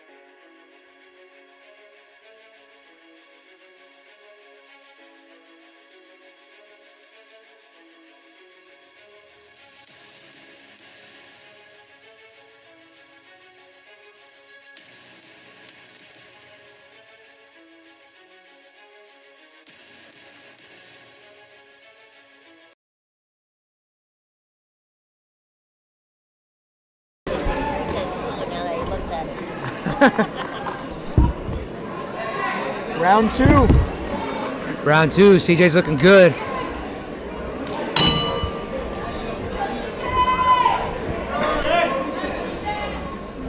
But then again, it's fighting. Anything can happen. Lot of redness on the quad, on the left quad of Peter. Left leg entirely. Ooh, and on the right leg. Just picked up the short a bit. Joining us again, Christian Amons. Hello, everyone. Had to go check on the morale. Number 1 bantamweight in Texas.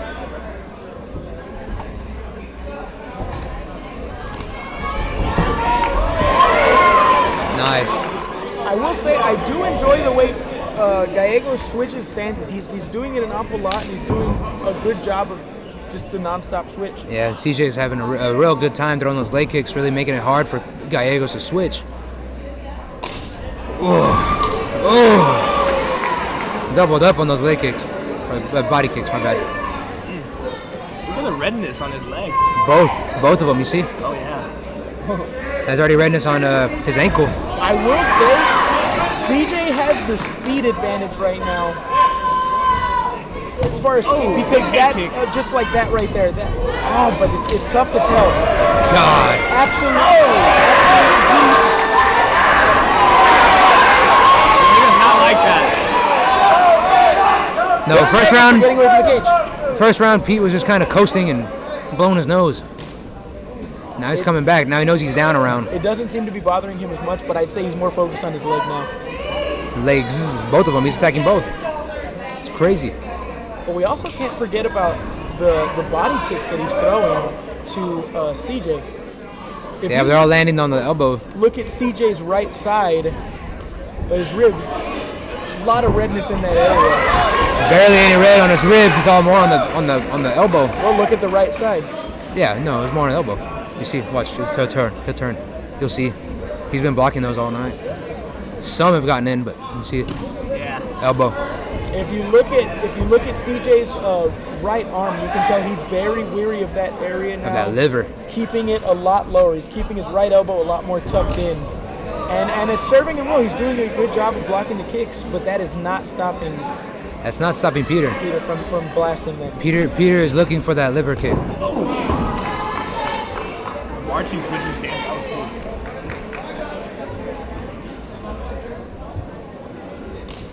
Oh, a little question mark? Handed, yeah. Solid. Nice knee. Peter is awake and in this fight.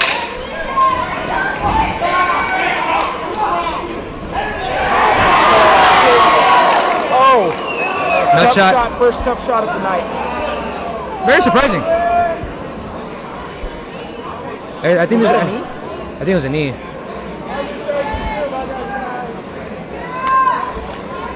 But who knows? It was probably in the body.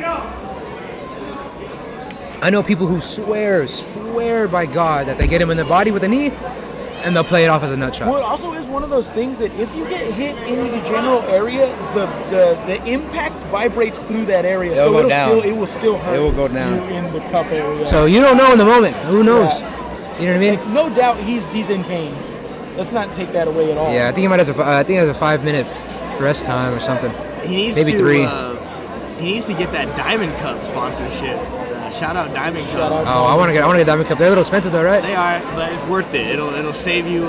Which one do you use? Like the compression shorts? The compression shorts, yeah. I'm gonna try those. Yeah, try those. They're it's for the sport. It's like you're rolling around, you're upside down, and you wear cups like the G-Shocks or whatever they call the shock. I want to get one of the titanium ones. Yeah. The titanium ones. The thing about Diamond Cup is like they make it for the sport. Diamond Cup, hook up Christian and Jason. We need those. How long does he get? 5 minutes here, correct? Probably 3. Maybe 3 or 5. I don't know. I'm wondering if it would be a 3-minute recovery because it's not 5-minute rounds. Yeah. Right. But it might be a universal thing, 5 minutes. I mean, any fighter is going to want to take, sometimes you get the fighters with egos and they want to just get right back into it. Take your time to recover. Take your time to recover. You can use it. And we're on. Well, it's 10 seconds.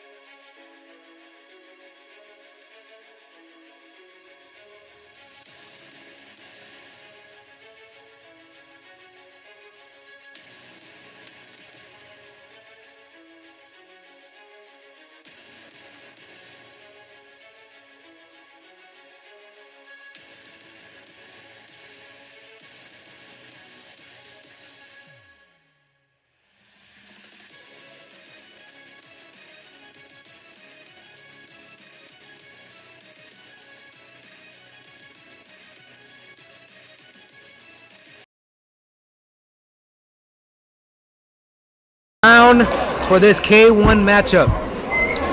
Currently wondering what the recovery on Gallegos is like. Seems to have taken a big shot. Oh, nice little leg kick.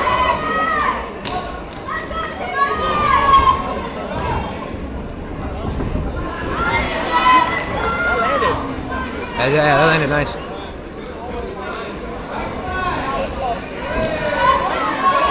He looks hurt.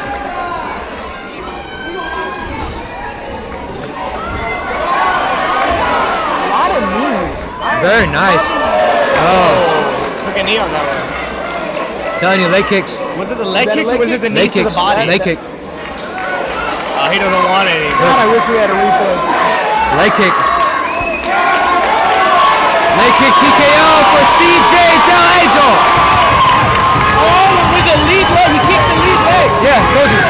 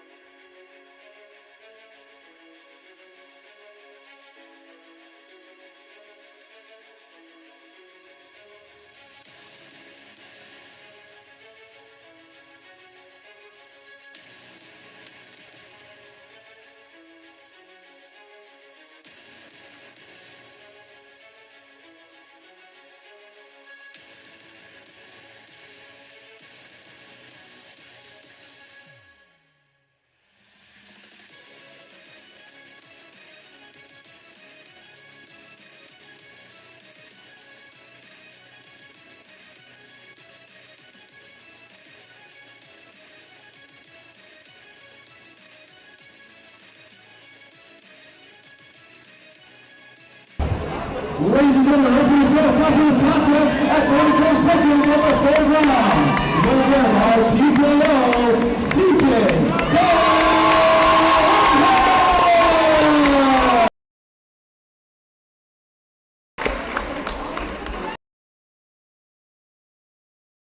Okay, CJ, representing yours in my hometown, Corpus Christi, Texas, right here. Kickboxing debut, came out strong, came out fighting. Tell me how you feel about your first win here in K1 Texas Class. Really good. I was easy scratch, you know.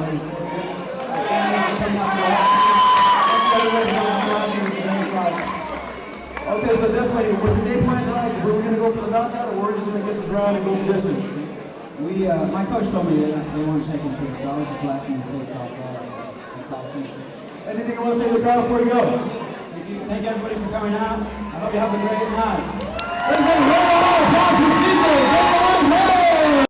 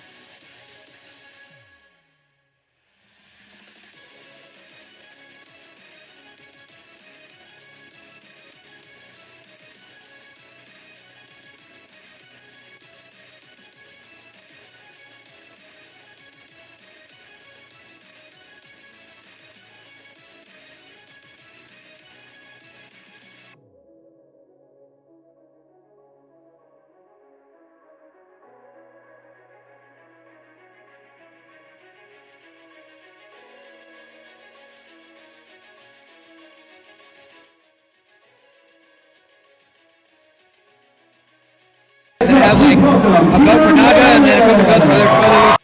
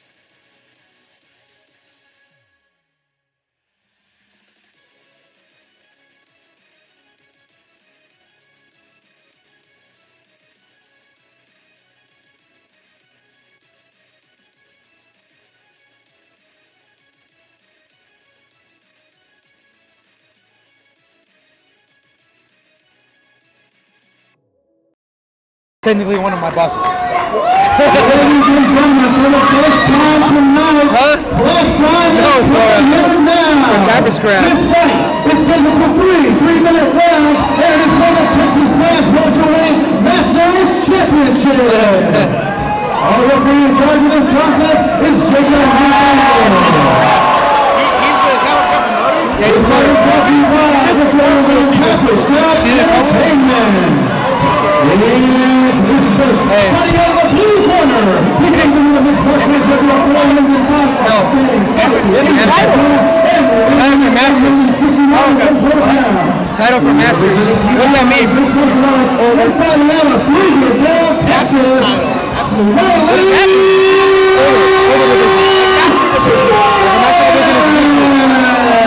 Actually, like 30 people, like 30 plus old people. And his opponent, fighting out of the right corner. He comes he's going to retire. This is his second fight. 5 feet 8 inches tall, weighing at 170 pounds. Yeah. Representing Metro Striking Academy and fighting out of Monsters New MMA and fighting out of Cedric, Texas, Peter Moore.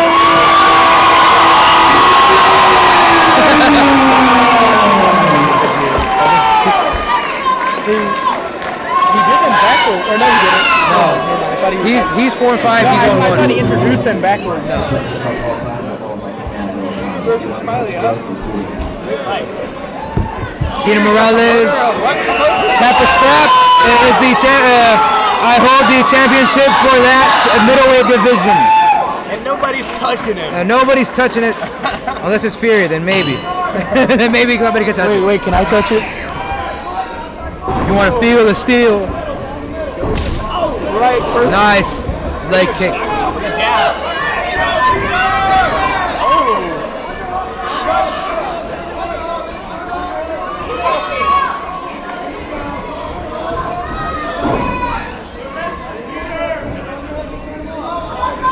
Good knees.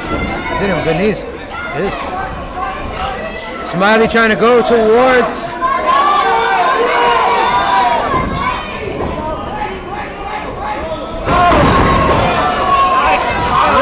Great trip by Smiley. I would call that like a modified black throw / outside kick. That was nice. I didn't see it. I gotta see it. I just want to talk about Smiley's entrance real quick. He came out dancing, smiling, waving at the crowd. Very good energy. Good mutual respect between both fighters. Smiley with that forearm pressure, keeping the opponent flat. Peter really has his legs locked, but he should be putting the feet on the hips in the big space. Start putting things on hips, start shoulder walking back. More work from the bottom. It's hard to talk. There is people behind us shouting for Peter.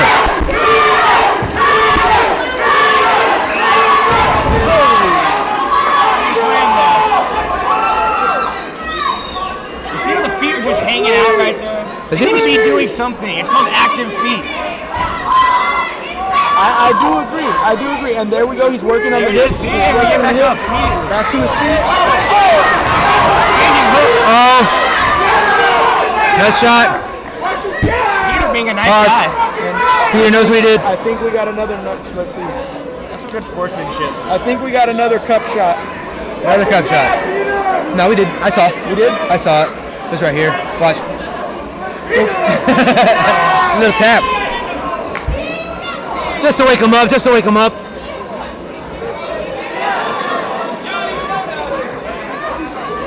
Smiley still got a smile on his face. Don't we all just want to be like that? Can't rip it off. There's that guy right there. Yeah, he seems to be all right. Let's go back.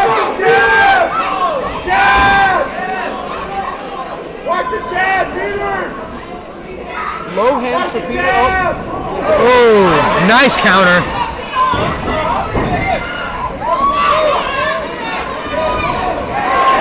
Not many straight punches from Peter. Very looping shots to get around the hands of Smiley. We'll get around the hands of Smiley. Yeah, Smiley's trying to take him down. If you shoot forward, or if you hit forward, you're going to slip. Oh, nice spinning back kick. Attack.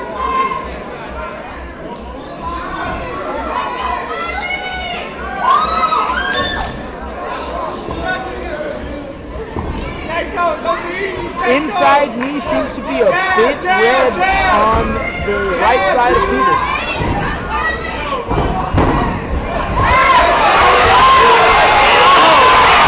Smiley hurt. Last 10 seconds. Peter needs to back up and start striking. Time.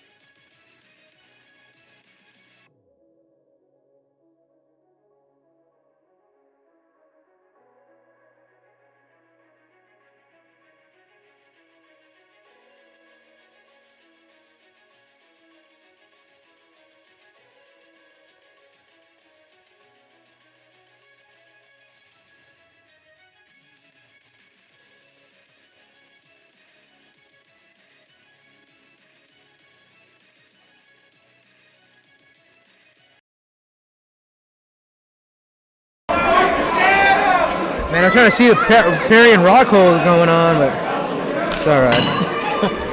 Shout out Bare Enough. Shout out BKFC. Round 2. And the right side of Smiley's body is red. Look how wide Peter's eyes are open. He is present in this cage tonight. I wonder if that's a vision thing or he is just laser focused. He looks laser focused to me. Because he does wear glasses, doesn't he? I don't think so. No, yeah, he does. He wears glasses. Oh, uppercut landed for Peter. Oh, man, this guy's going to throw down. See what goes on. Nice from Peter to evade the kick. Peter says, no, you're not taking this from me. Smiley quick to return to the center.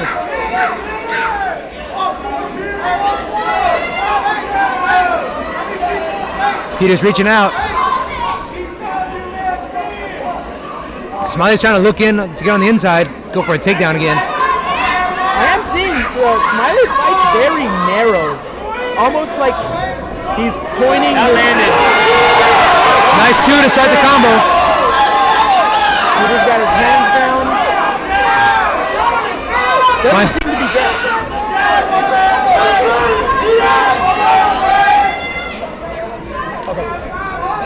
If you're Smiley, maybe you're trying to get this to the ground this round. Trying to get another takedown. It's a little too close on the feet.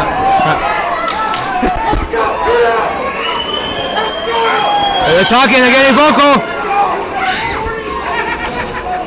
Oh, nice little flip. Oh, Peter gets the takedown. Can Smiley roll on top here though? Yes, he can. And top round, fighting for top round. Side control, half guard. Half guard. Peter needs to get this underhook. Smiley loves the elbow to the throat. Underhook, Peter. Start cornering him. Oh, they got big hammer fist. Smiley dropping the face here. There's a lot of love for Peter here.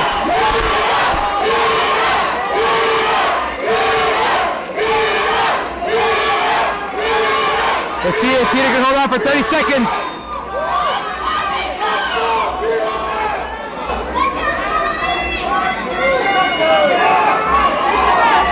Smiley's going for the rear naked choke. And I think it's in. It's under the chin. No, it's not under the chin. No, by pressure. And it's tap. tapped. It's over.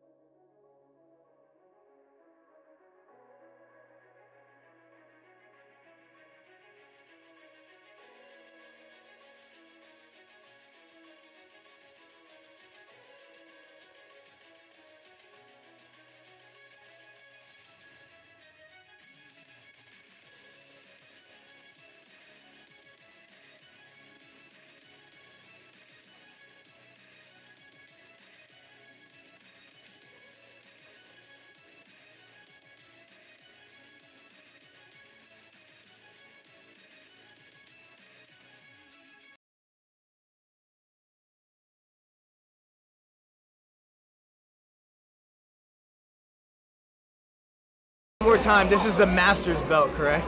Ladies and gentlemen, the referee is going to stop to this contest at 2 minutes and 44 seconds of the second round. Declared the winner by submission due to a rear naked choke and the new Texas Class Welterweight Masters Champion, Smiley.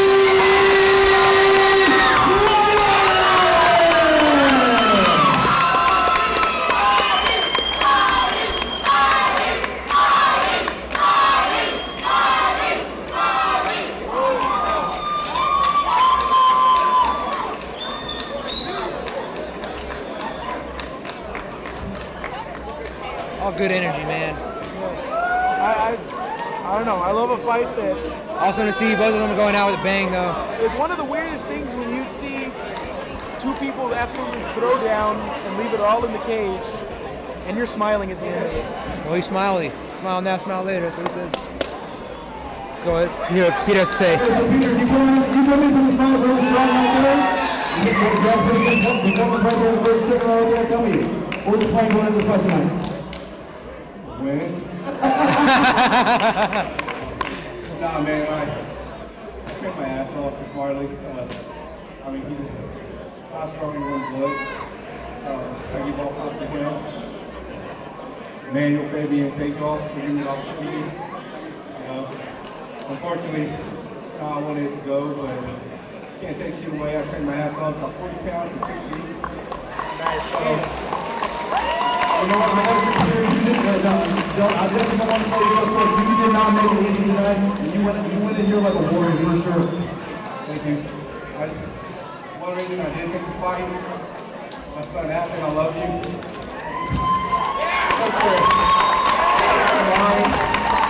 You set the mind. You can accomplish anything in your life. You're 17 years old, I love you. You got the world ahead of you.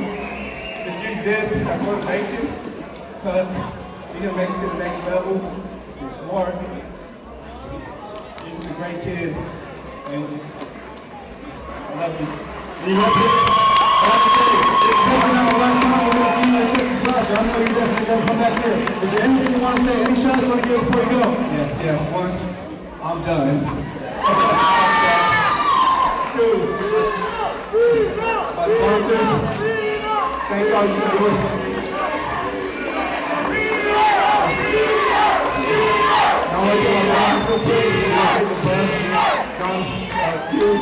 Thank you, man. I love you. All the shit you've done for me in Copper Scrap.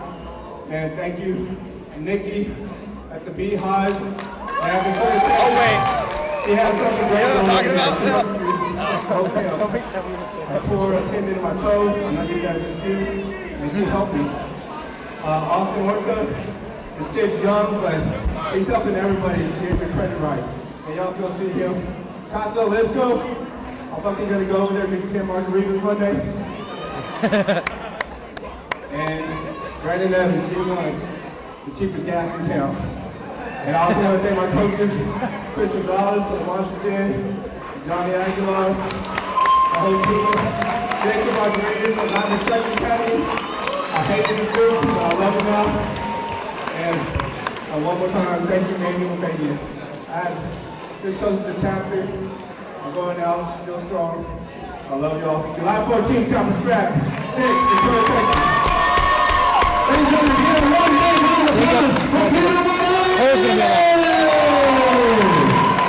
Well, if you commentate, they need to know. But Jacob and Daniel are gonna be on Fury the 11th after my birthday. All right. Houston again. You going? Yeah, I wanna go. I'm 22, baby. Huh? I'm gonna be 22. Yeah. Oh, June 11th. All right, so Smiley. It's on a Sunday. Definitely not the first time you've been here, man, but now you're definitely looking a lot different right now. Tell me, how does it feel to be the Texas Clash Welterweight Masters Champion? Good. It wasn't easy. It was hard, strong. Yeah, it wasn't easy. I don't know if y'all know, but I came up from 155, so I gained 15 pounds. My previous fight was 190 twice, just to keep making weigh-ins, all the way to weigh-ins. So it was good getting here in Vegas. Yeah, we maybe go against bigger guys. And, yeah, we did it. We didn't expect that. We hit hard, plenty of times. I'll tell you what, now you're back to 500 even again, and of course, yeah, the 500, that was 500%, definitely I would say. Now, definitely, are you not, we're still not done with Texas Clash, are we? No, I still got the rest of the year for my license, so I'm going to fight till it's done. Hey, you know, hey, I got the rest of the year for my license, I'm going to fight till it's done. Before we go. Thank you. Thank Texas Clash. Thank you, my friend. We're coming out here to support one person. He's supporting us all, so thank you very much. Smiley's always a crowd favorite. Everyone loves Smiley.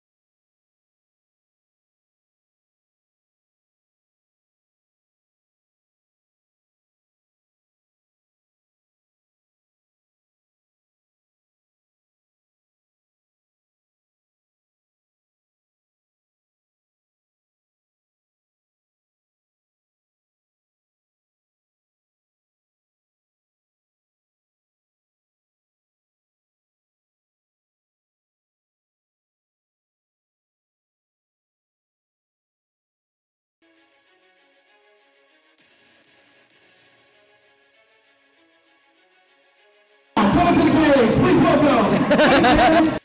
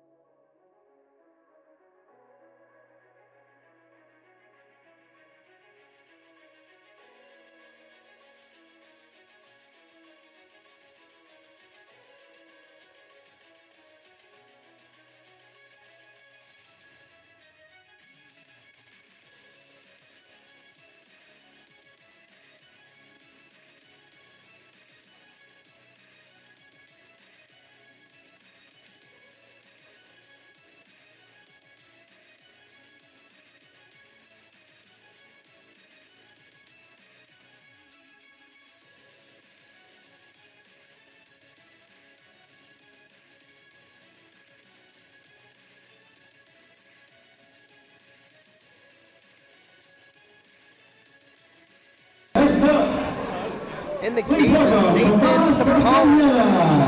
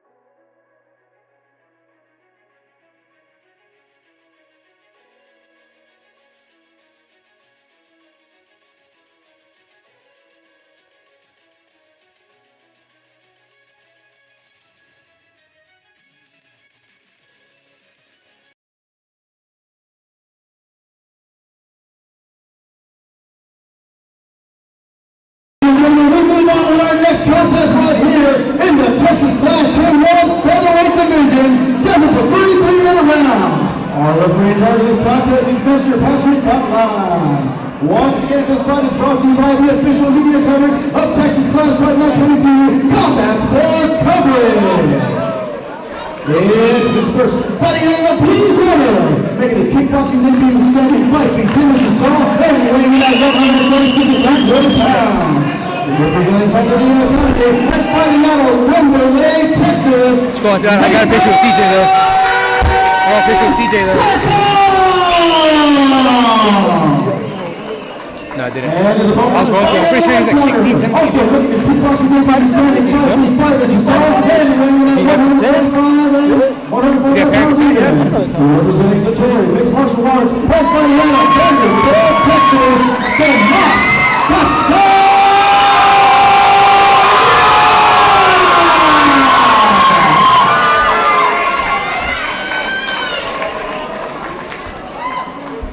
On to our 10th fight of the night. We have another kickboxing bout.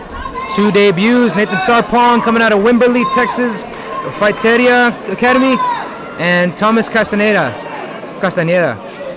Out of Satori. Yeah, out of Victoria, hometown. Victoria's had a busy night. Victoria's had a busy night. They're from here. They're from Victoria, so makes sense. One More thing to fighters take on the note: card tonight. 5-inch height difference between the two. Double head kick, got That dropped. landed. That landed clean. Oh, Oh my God. We're looking for a big finish Oh here. my God. Quick finish. Boys are getting quick at it. My goodness. God. This is gonna be bad.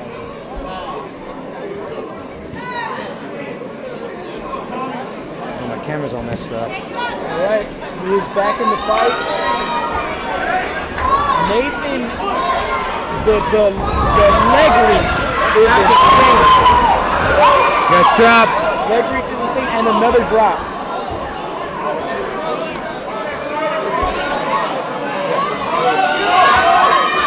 Fighter might not stand up. Right before he got dropped, he landed a nasty snap kick that changed the trajectory of this fight. That was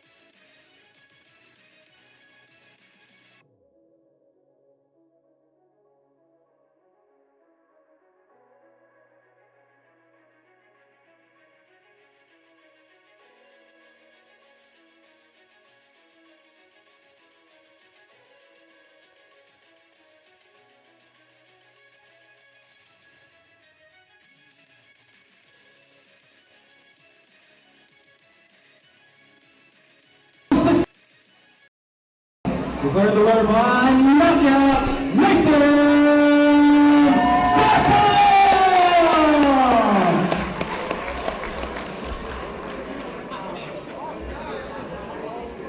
Oh, he missed the hook and then he. Nathan, making your kickboxing debut here tonight, you definitely didn't disappoint. How did it feel get that knockout win? Good. Nah, it was pretty good. Shout out to my team for helping me. Yeah, I was gonna say that right there because your team, from where I was sitting right here, seeing you make your debut, you look like you've been fighting for years. Any credit to the coach, of course. I like the shorts. I know that we both told him. I like the shorts. Oh, yeah, no, exactly. So definitely, he's like- one more question before I get you a shout. We definitely gonna see you here again in Texas Clash in the K1 division. Sure. All right, anything you want to say? Sorry, I was like back taking a cool picture with CJ. Not fucking Texas team. Ladies and gentlemen.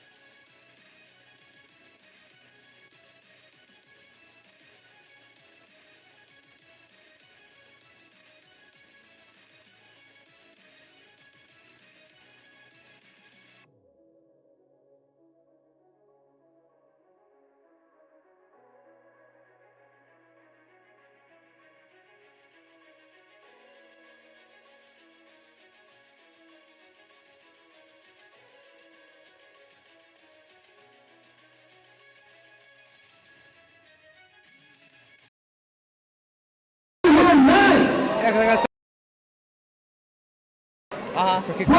welcome to the cage, Lori Ivy.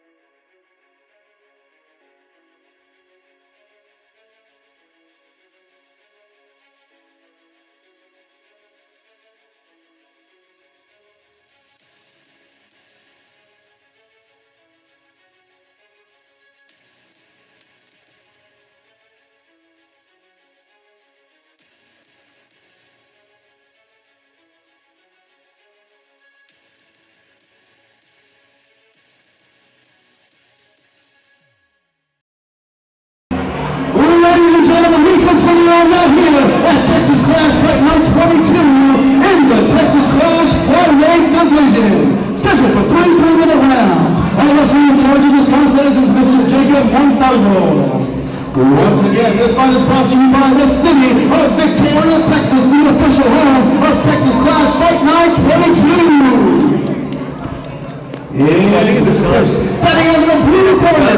She comes in with a mixed martial arts record, 1 win and 4 losses, standing 5 feet 1 inches tall, then weighing in at 127 1/4 pounds. Representing Jiu-Jitsu Syndicate, and fighting out of San Antonio, Texas, Lori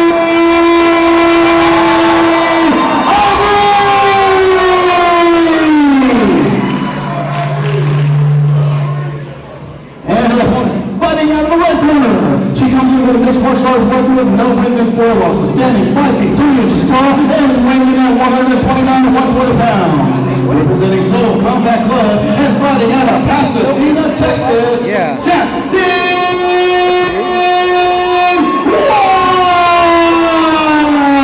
Nixon. Yeah, she's 1-4. She was blue. We said 0-4, but she's 1-1. Jamie, pull it up. Someone's one has got to go. Yeah. Well, but he also said that she was 0-4, but she says 1-1 right here. First round of our second women's bout of the night, and right to it, rushing the center. Oh man, there's no freaking sitting on here. Good aggression and cage control from Laura Ivy. Good knees on the inside. Nice body. Nice body knees, mind you. I'd like her to get head position and either get her head on top of or creating lift with her opponent. But the pressure is great. Yeah, she's keeping her straight upright. She's staying active. I'd like to see a little bit more knees versus just throwing punches from that position because the effectiveness. But what is Ivy's goal here? That's what I'm wondering. She's winning. She's doing great. I'd like to see Juan swim the far side underhook and try to reverse it, or even frame against the head and try to get some distance. Because if she lets Lori beat her up against the cage like this, she's gonna lose the round. Lose the round, get taken down, maybe even submitted. Even if there's not a takedown, she's not taking any damage. She's winning the round. Controlling. It's good working by Lori. She really wants that win today. Telling you. If you're able to grind someone out for, what is this, 3 3-minute rounds, 9 minutes straight, that is a solid decision in your favor. And I would even say it's extremely frustrating for Juan.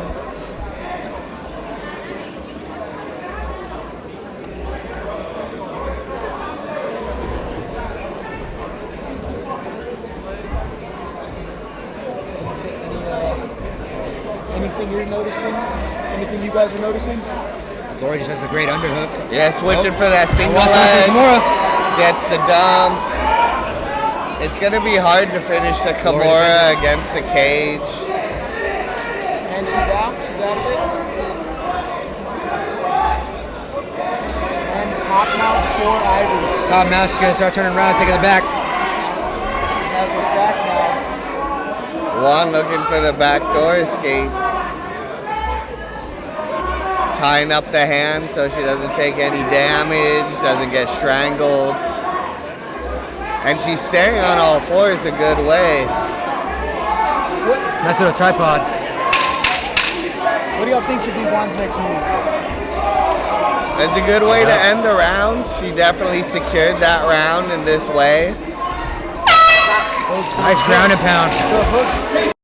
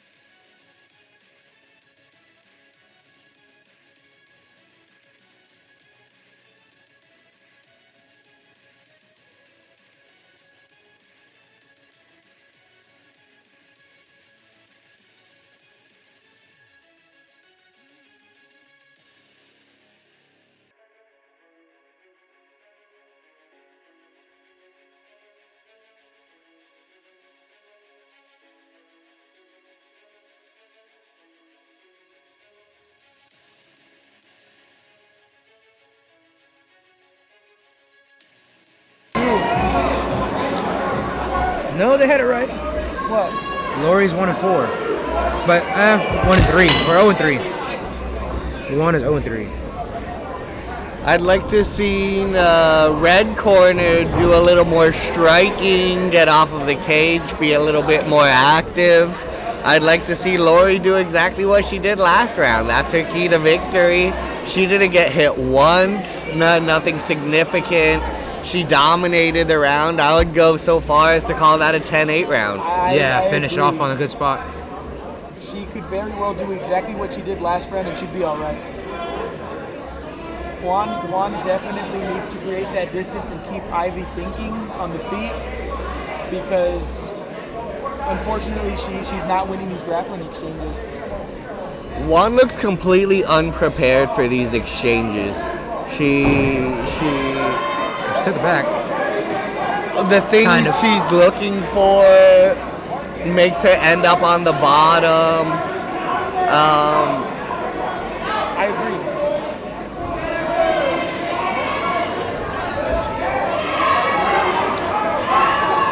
Nice ground and pound, kind of has a half guard. Get a stoppage here. Big right hands on top. Nice pressure from Lori. Juan needs to put her feet on her hips, create a frame.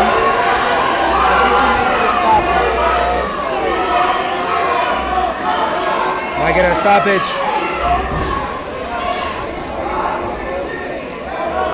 Juan is defending herself. Yeah, that. Ref might stop it. Well close to being stopped.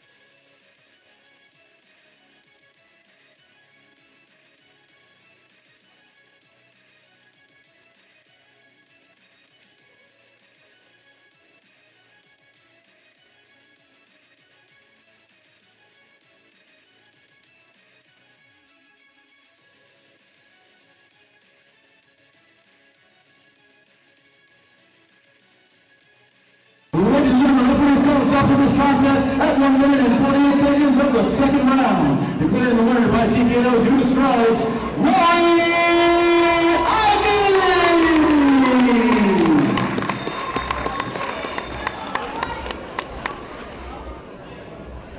And Juan still looks in high spirits.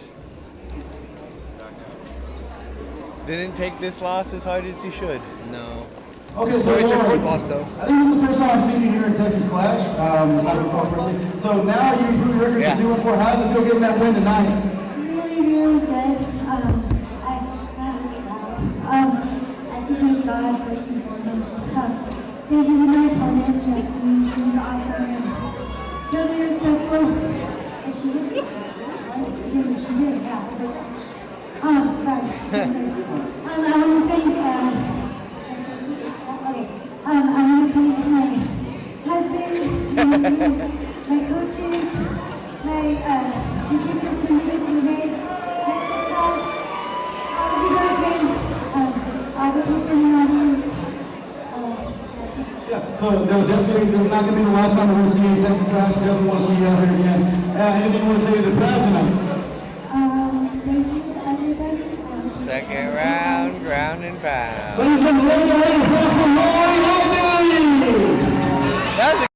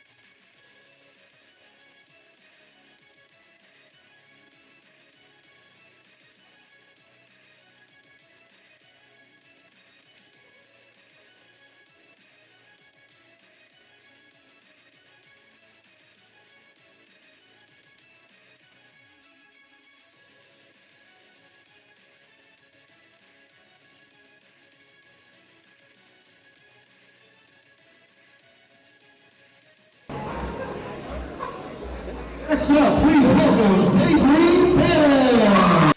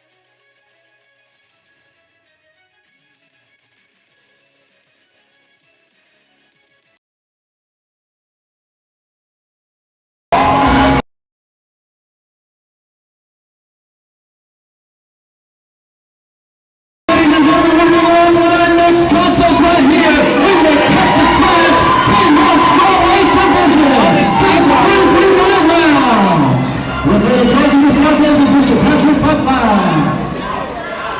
Once again, this card is brought to you by Cameron One Suites, the official hotel of Texas Clash Fight Night 22. Introducing first, fighting out of the blue corner, making a kickboxing debut, standing 4 feet 11 inches tall, and weighing in at 115 pounds. Hope Holmes in the blue corner, Zabri Perez in the red corner, both making their debut. Coming on,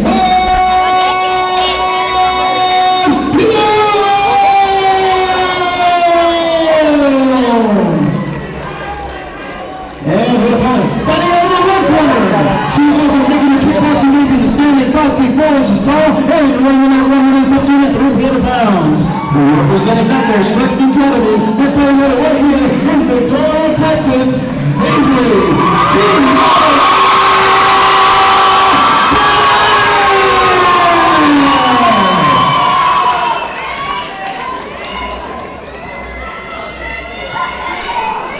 Want to do a quick shout out to Combat Sports Coverage that is on Instagram, Facebook, and combatsportscoverage.com. Hope Holmes will actually be competing on May 6th, next Saturday, for the grappling title of the promotion with the same name, combatsportscoverage.com, as well as Facebook.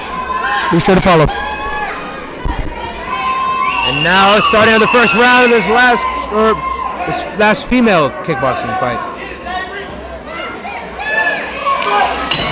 Hope Holmes and Zabri Perez gonna get at it. Both making their debuts tonight.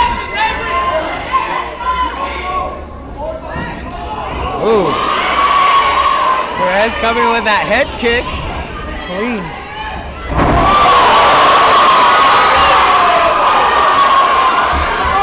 yeah, Zabri's been training for 10 years, what I heard. Also a 5-inch height difference between the two. Is it? Zabri being the one with the 5-inch height advantage. Sorry. I don't know what that was, trying to grapple. And from the open stance, we're looking for Perez's right hand and right leg against Holmes' left arm and left leg. The battle of the crosses. Whoever can land unorthodox. Whoever can land those power shots will get ahead. Yeah, you're very right. This is all going to be based on setups. Zabri's looking for the head kick. Yeah, Perez's right kick is definitely an issue. She's firing it, but she can't find the target with it. With Hope being the smaller fighter and having bigger legs, I would be very weary of the leg kicks if I was able. First round, first half down.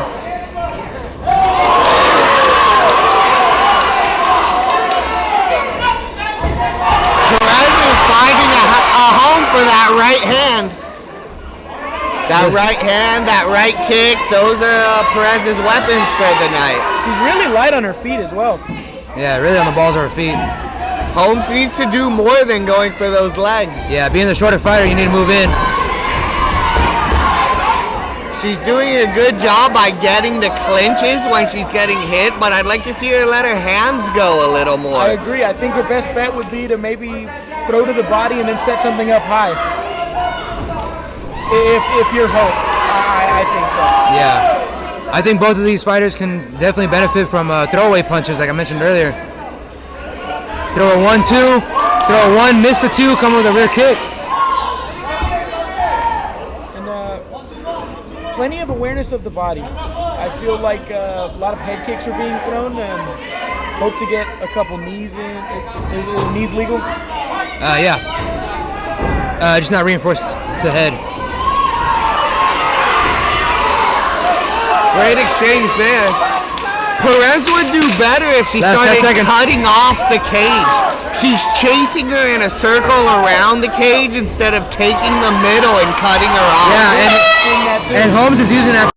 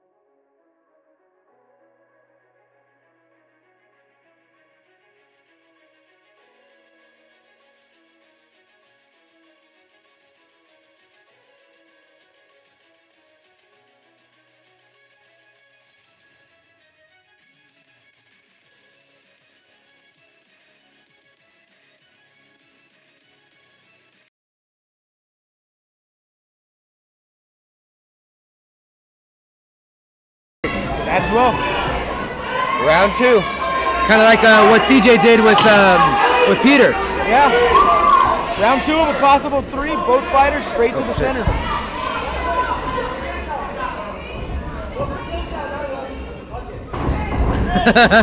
Jacob. He's like, go for the kill shot. Fuck it. It looks like Perez was a little bit stunned there. She was definitely aware of that shot. Well, because Hope keeps trying to take her back.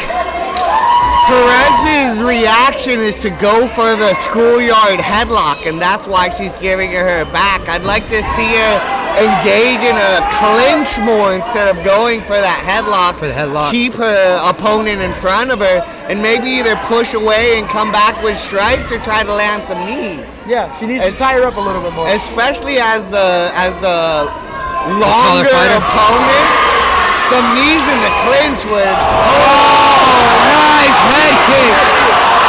Dropped her hardcore.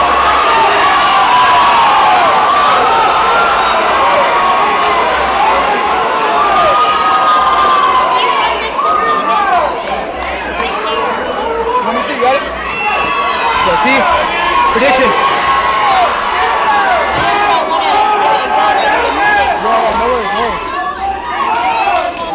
Now Perez needs to follow up. She needs to come after her. She just scored that big right kick. I agree. She gets the big shot and takes a couple steps off. She can't let Holmes rest and recover.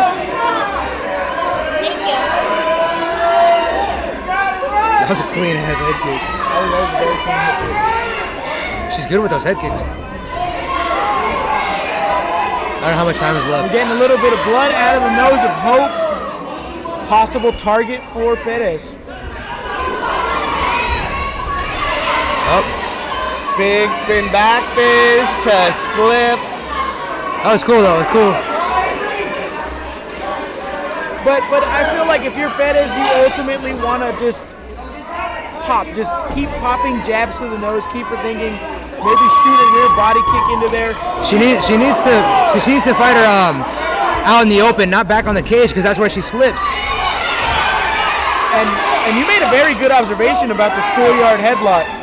she's doing that every time they close the distance.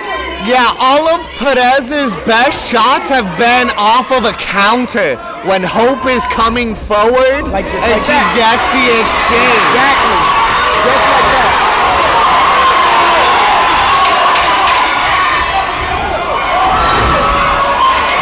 Up, down opponent.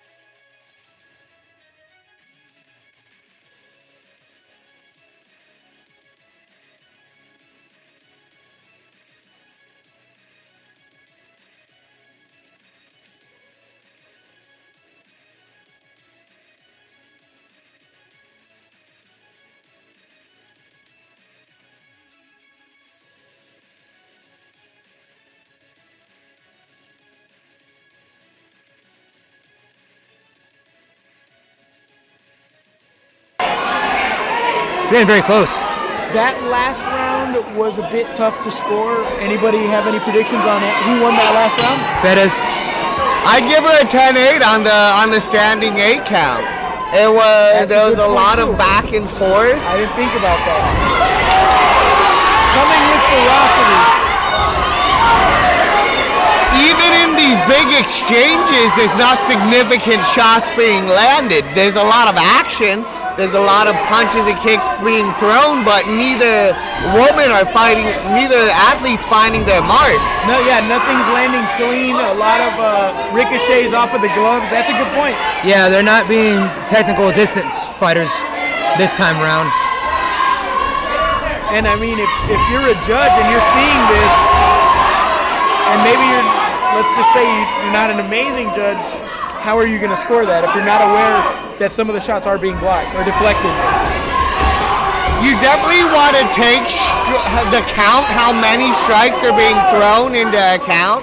It definitely is a judging criteria in which to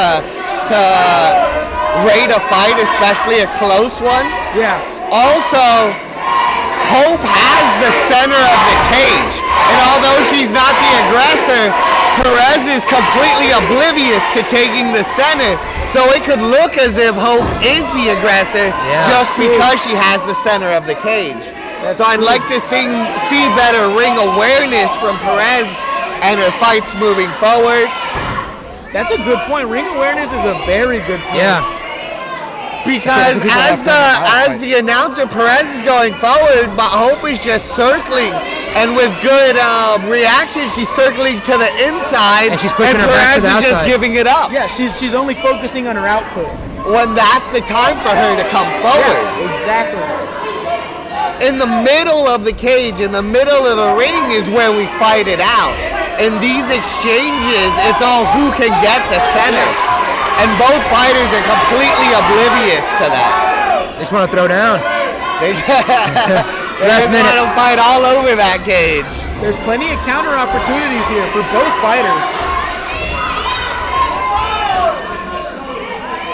Last 40 seconds of this three-round bout.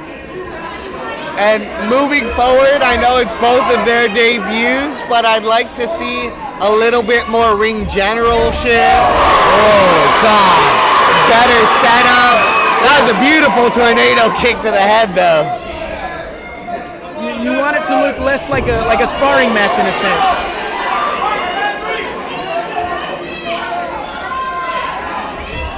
Well, this is all it is, a glorified spar match. Final 10 seconds.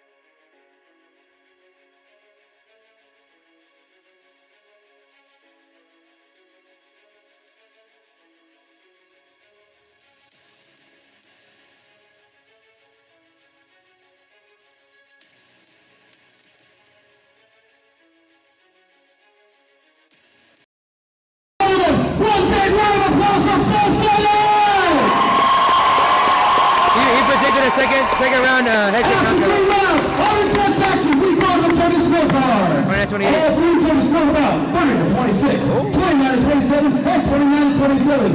Declaring the winner by unanimous decision, Xavier!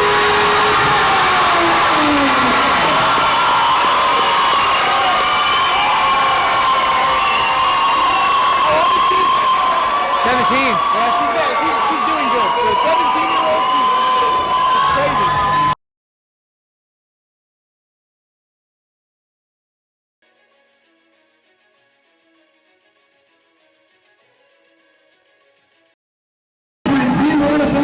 Wow, that's proud of both of you having tonight, and you put on the Warriors up. Tell me, how does it feel to turn on the house right here at Texas Class Fight Night 22? It feels amazing. Now, I bet. Listen.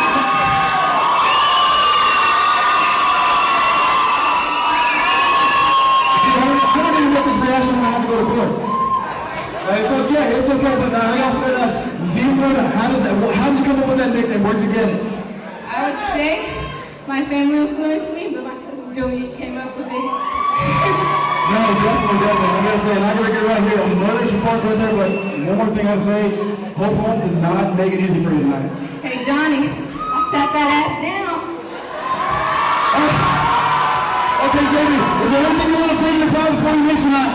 I just want to say thank you for everybody coming, my family, my supporters, my coaches, and the Lord. And I wish my dad was here, and I bet you he's happy to hear what I get from his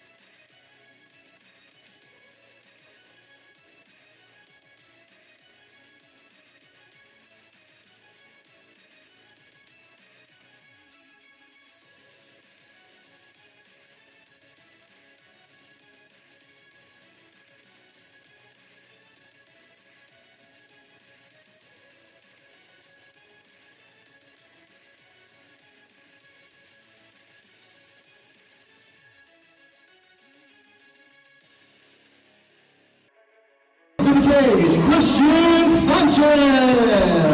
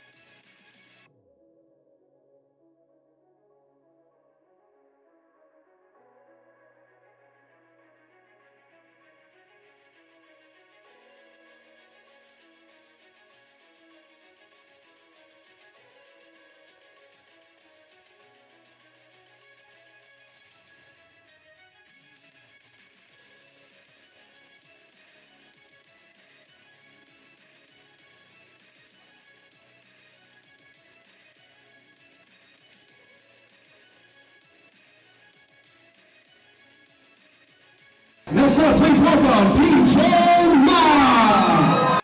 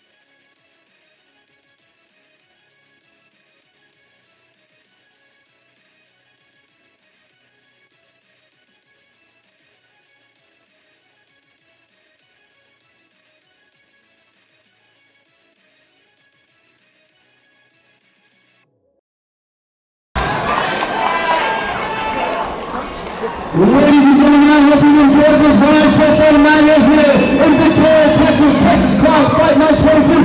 This is your co-main event of the evening. It is scheduled for three-minute rounds in the Texas Class K1 welterweight division. Our referee in charge of this contest is Joe Solis. Once again, this fight is brought to you by the one and only Gold Nightclub, located at 4106 Houston Highway, right here in Victoria, Texas, the official after-party headquarters of Texas Class Fight Night 22, immediately following this event. Introduce first, fighting out of the blue corner, making his kickboxing debut, standing 62 inches tall and weighing in at 171 pounds. Representing House of Jiu-Jitsu and fighting out of San Antonio, Texas, Christian Escalante Sanchez! And his opponent, fighting out of the red corner, also making his kickboxing debut, standing 64 inches tall and weighing in at 173 pounds. Representing Corpus Christi Muay Thai and KO Sports and fighting out of Corpus Christi, Texas, PJ!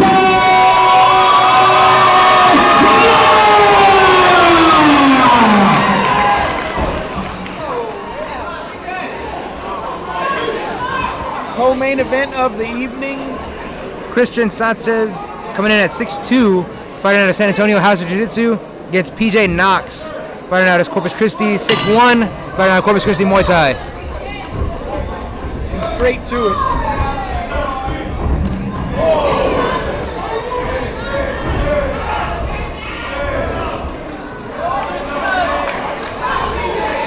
Both men trying to beat each other to the punch.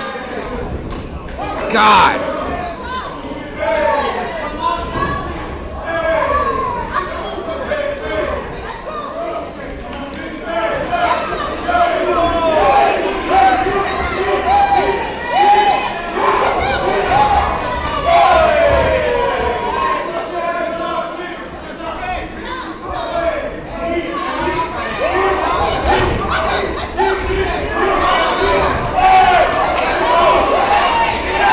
Many people would benefit from uppercuts like this. Against the cage. In the middle of a huge flurry.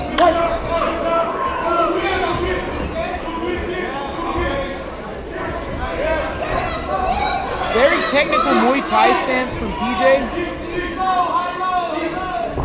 A little bit lighter on his feet. Christian seems to be a bit flat-footed in this. Yeah, a lot flat-footed, walking a lot square. I like how crisp PJ's shots are. I like Sanchez's aggression. You have to think if he's gonna gas himself out, throwing all those strikes.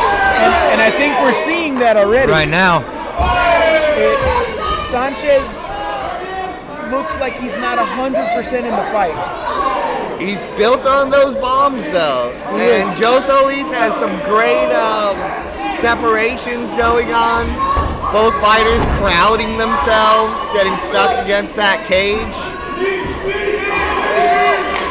But PJ needs to get off the cage before it starts to look like a TKO. He's risking having the fight stopped for getting too comfortable. Yeah, I don't know if he has a plan to rope-a-dope the guy, but it doesn't look good being pressed against the cage. And a lot of it, and this is what I'm talking about, the ref looks like he's about to step in. This is looking bad for PJ. And PJ is throwing a lot of solid shots. Everything he's throwing seems to be landing very accurately. He's hitting his mark most of the time. That also goes for Sanchez just as well. I keep thinking Christian Sanchez looks familiar. I think he's competing in MMA. He looks familiar. He does look familiar. I've seen him before as well. We have the age-old technician versus brawler. Yes. There's one person coming forward, swinging for the fences. The other person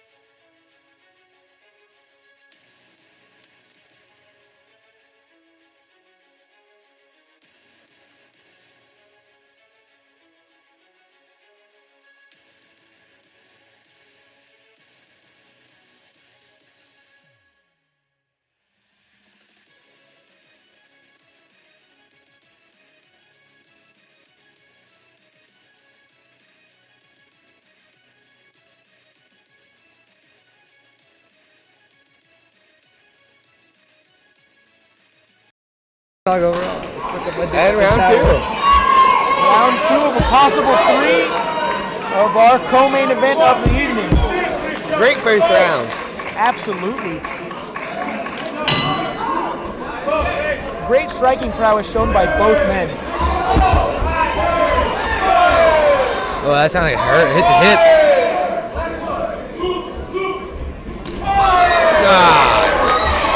But it's fights like this that worry me, where you get in the rock'em sock'em state of mind and you sacrifice your own defense to land a shot.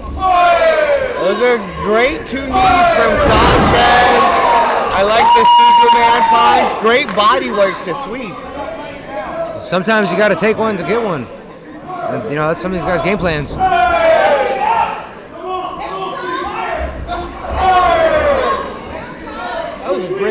That was a great kick catch. That was a great kick catch too. See, if PJ could throw more of those, get on the inside of his combos. His problem is once he throws one side, he completely drops the other side. He stops. And he's dipping to his right a lot.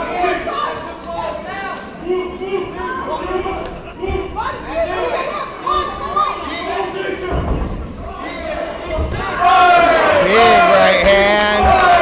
Great knee to the body. I like those knees to the body. Yeah, I think what's going on here is you got a technical Muay Thai fighter against a kickboxer, or MMA fighter turned kickboxer. I can see that. I agree there. Makes for an exciting fight. Yeah, very. Kind of like old grappler strikers. That wobbled him. He's throwing down. See there, those uppercuts are working for him. He's hitting his mark. I said it. He just needs to keep his hands up. I said fighters like this would benefit from uppercuts. It's just scary to see someone so willing to take some of those shots. I don't want to say so willing, but his hands drop a little bit and he gets too comfortable in the cage. I'd like to see the variety of going from head to body Level to changes? head, maybe head to leg to head. Once these guys start exchanging punches, they're headhunters and they're trying to home run each other out of there. And every time they hit the body, they're just kicking or kneeing. If they tried to set it up with a body hook or something and keep the distance closed, I feel like that opens up more opportunities for them. And add some throwaway punches from kicks. And more uppercuts because they're working for PJ. Great knees. Great body work. Great wrapping by Joe. These uppercuts are going to be someone's lucky hit. I like that left hook knocks you. Me too. It's very textbook stuff. It's like your bread and butter.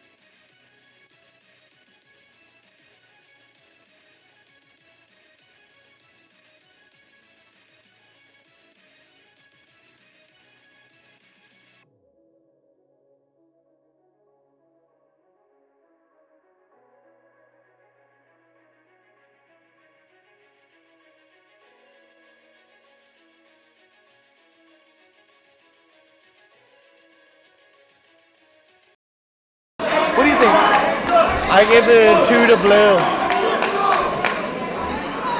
It's close though. PJ looks shook. If you look at his eyes, he looks concussed. He looks like he's feeling it. So then PJ too? I think so. Maybe he can edge it if he gets a knockdown or something, but He looks off. He looks like he's trying to wake himself up. I think Sanchez will put him away this round. Told you. I don't think he recovered enough.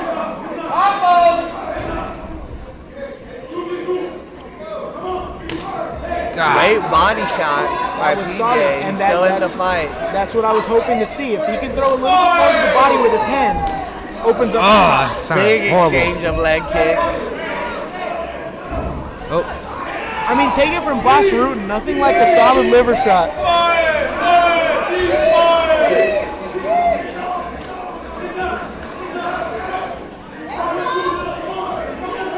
PJ's also been able to get underneath the hooks of Christian. I'd like to see more of PJ's cross. I was just seeing him work the body a little more. Yeah, when he threw that body cross was perfect.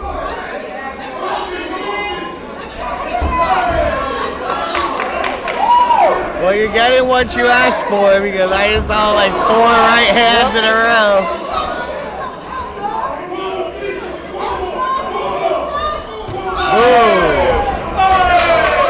Big right hand, big leg chop. That first right hand looked like it was on the top of the head though. Probably hurt Sanchez more than it did PJ. Christian looks to be the fresher fighter.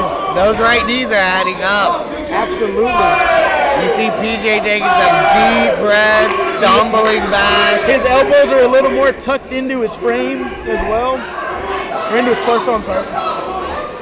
Big right hook just grazed Sanchez.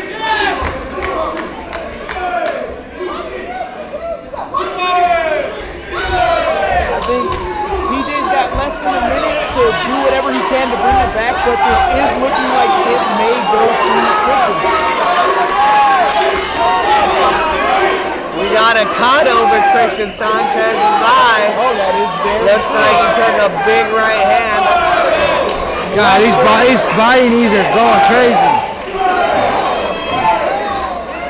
Standing 8 count. Yep. Those body knees to right hooks back to the body knees. And unless PJ gets a knockdown for himself, that just stole him the round, maybe the fight. I agree.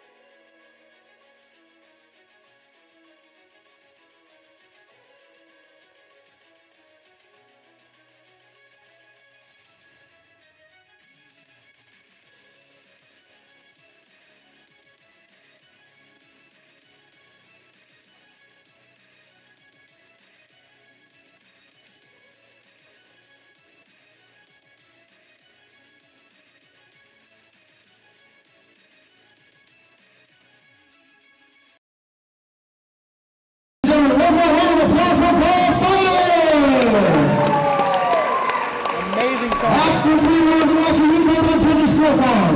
All 3 judges scored 30-26, declaring the winner by unanimous decision, Christian Sanchez!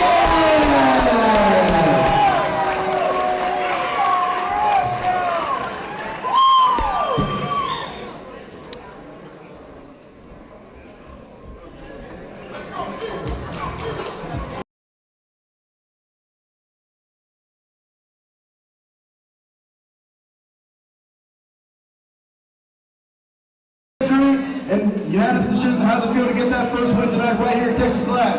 Oh, it was amazing. It's great. So definitely, we're definitely gonna do more kickboxing here. You definitely think we're gonna see that first championship being crowned in the K1 here? I hope so.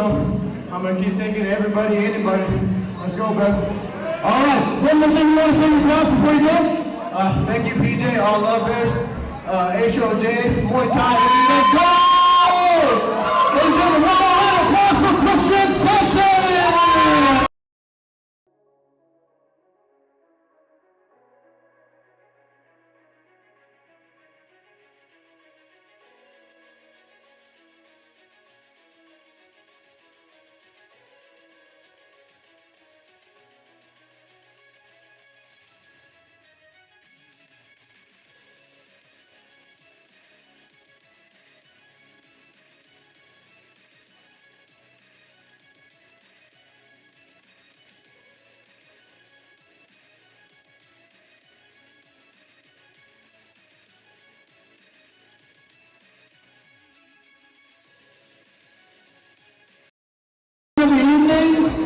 go ahead and take this time to announce tonight's winners of the coveted Texas Clash Fight of the Night Award. What are they doing now? Who are they giving it to? Who are they giving it to? Let the ladies come in here. Good job, bro. Great, man. Great Great. job. All right, ladies and gentlemen, the winners of the Texas Clash Fight Night 22 Fight Night goes to Hopos and Zachary Brown.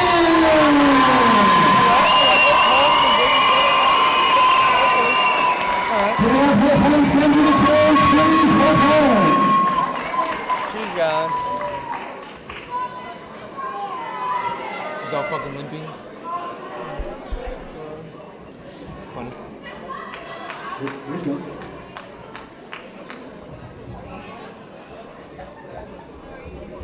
Got the Asics. No shoes in the cage. Right, no shit on the mat, man. It feels illegal.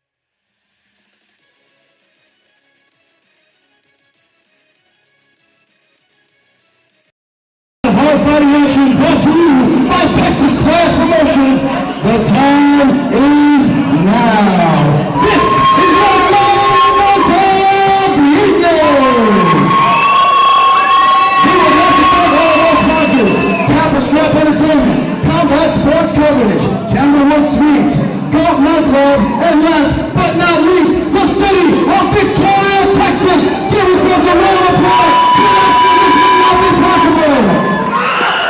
And now, live from the Victoria Community Center in Victoria, Texas, it's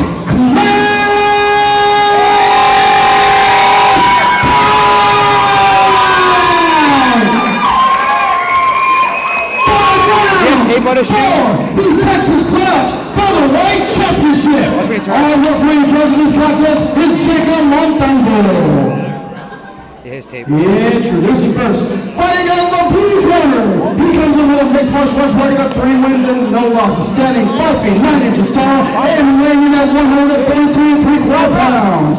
Representing Black Widow Mixed Martial Arts and fighting out of Uvalde, Texas, Johnny.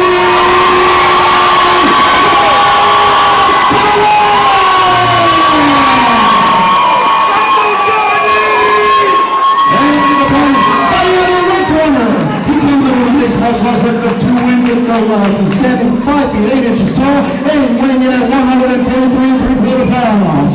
Representing Satori Mixed Martial Arts and fighting out of right here in Victoria, Texas, Gregory Uncle Ray.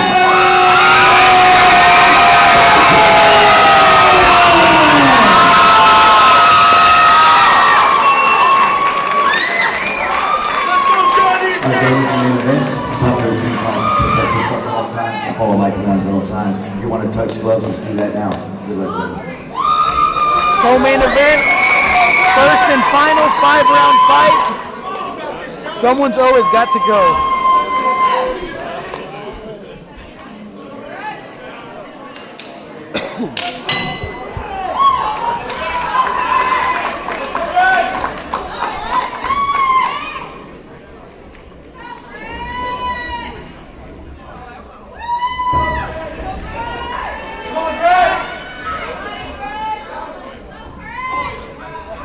Greg keeping the center, Johnny dancing around the outside, inching his way in. Both fighters exchanging leg kicks. A feeling out process for this 5-round title fight. I'm feeling a strike heavy fight coming. Very strike heavy. Greg has slick striking.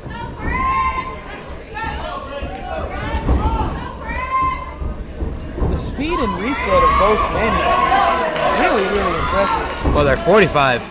I like the check hook that Greg threw, answering the body kick. I like his cage control and his aggression. Oh, low blow. First cup shot.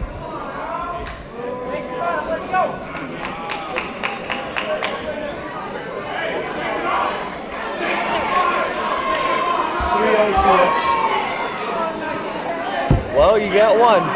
Yep. Looks like he may need some time to recover.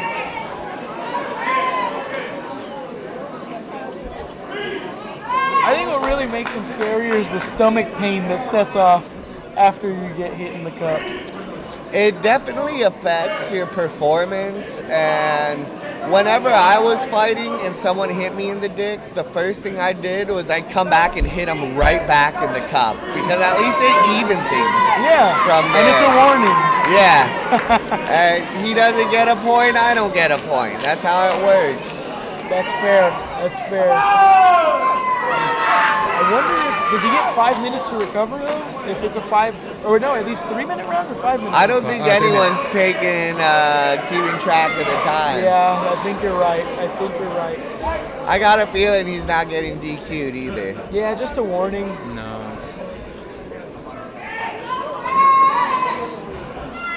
Well, like I said before, man, just take your time to recover. Take your time if you have to. Yeah, no one's. Who cares what the people have to say? Bro. All right, they're right back in it. We will see if this affects his performance. Nice check. Hopefully the reset favors Johnny, because Uncle Greg was getting ahead of him up until that point. Yeah, pressured him against the cage, trying to look for a takedown.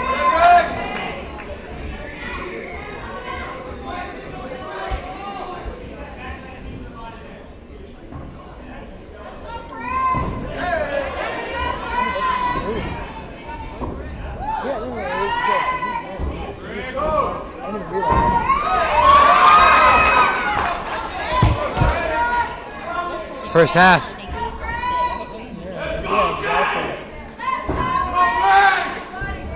I am noticing Greg does have some big reactions. Not super exaggerated, but very much bites at the face. That check right hook of Uncle Greg is on the point. Oh, that's a question mark. That was a beautiful question mark pull.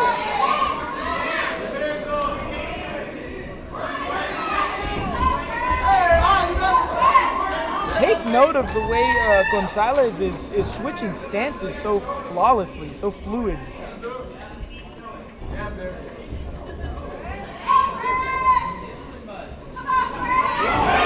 Last 30 seconds of the first. Straight punches. Straight punches do it.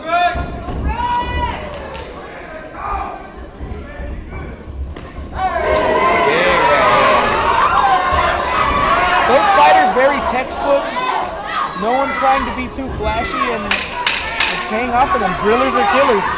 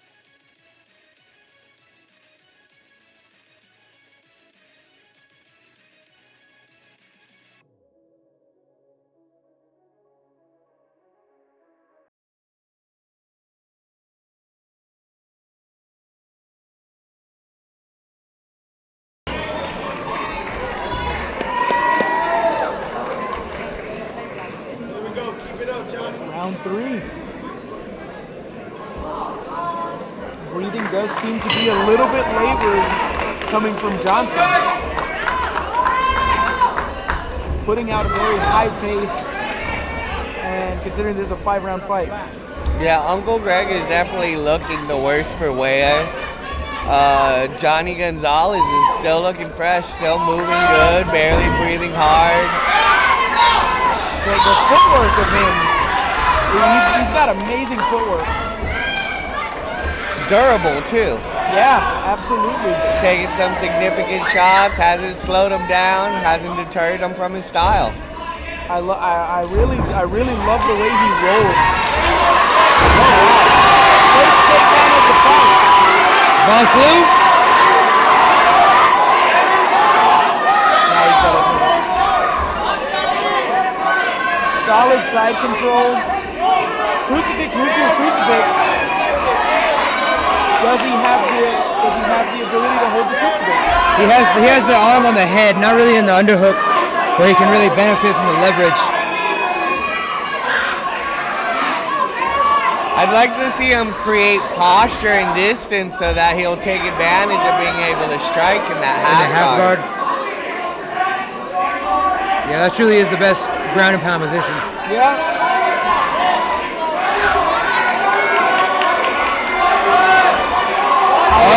I like Greg being active on his back. He's not just accepting positions. You see how he kind of has like a clamp on the wrist? He has the glove locked in there. He needs to get his feet on his hips. That's actually how, you know Diego from Hera, right? In the UFC? That's how he got hooked. Really? With the lock. And then armbar him. Got a Kimura attempt from Uncle Greg, a little shallow. Last minute. Gets a couple of punches to the body head for his effort. I'm liking Greg being active on bottom. It's starting to die down. I feel like Greg may be pretty tired now.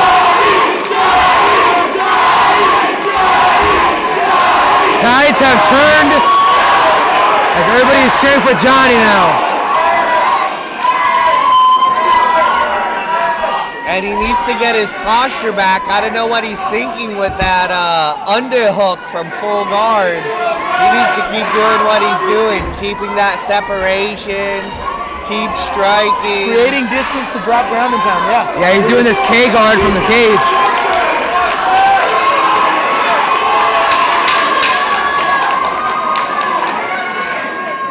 Nice double unders. Keep it up!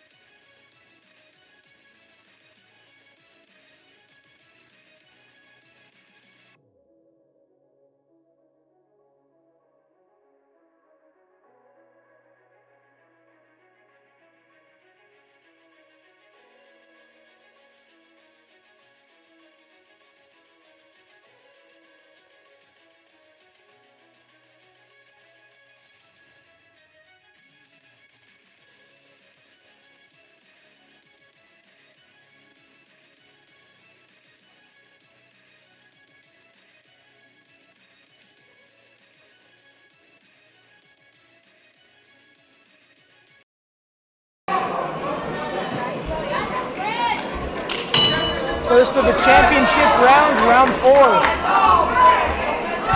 Johnny seems to be still the pressure fighter. Yeah, the footwork of Johnny's gone. Now he's standing right in front of him, fighting more like a Muay Thai fighter now. Still switching stances. Yeah, reaching and picking his shots. Just stabbing kicks.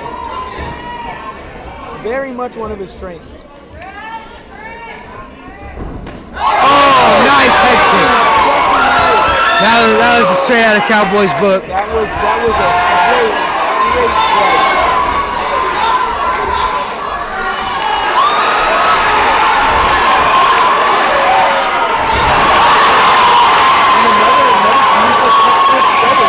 Big double leg off the cage. But again, like you said, he needs to be working to create that space. Create that space. Create that space, and he needs an underhook from here. Yeah, side control is not the best position to ground and pound. You have to choose to control or strike. Unless he can get a crucifix and come up to a knee on belly. See? To shrimp. He's blocked by the cage. He needs an underhook to start getting to his right hip. Yep. He's in a better, this is the best position he's going to get right now. He needs to bump, get him off of him. He needs to work for it. His arm strap. This might be it. Ref might stop it.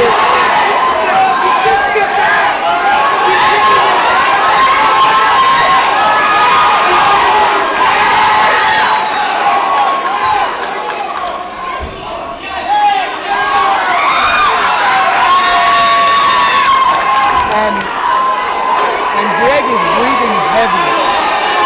He seems exhausted, but he's still in the fight.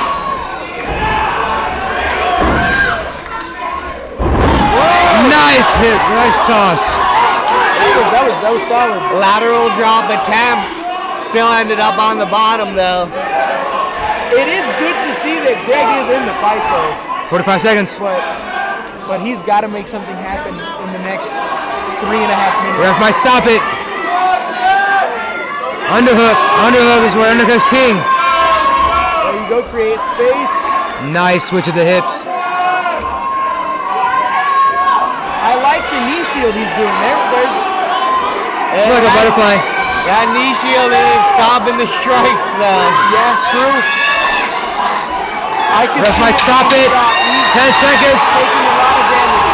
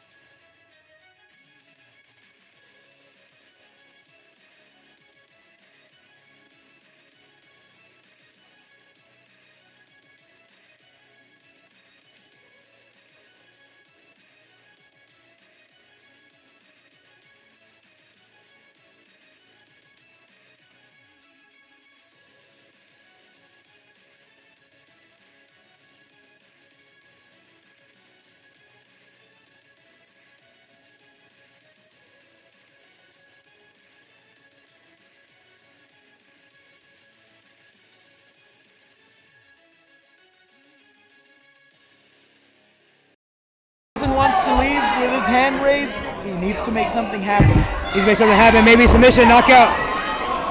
But he can't let it go to the judges this round.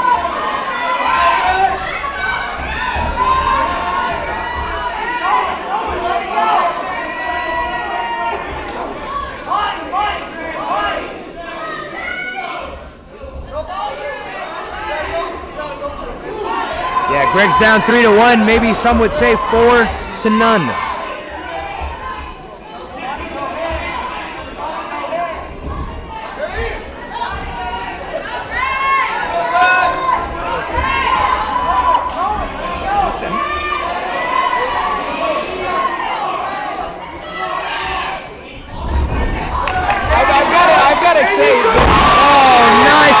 Takedown off the cage for Gonzalez.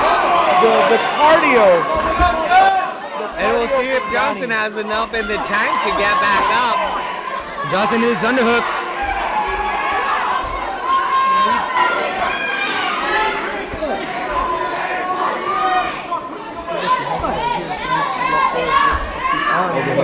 Yeah, he has no. Yeah, he doesn't need it. Make space. Nice. Some would say he might.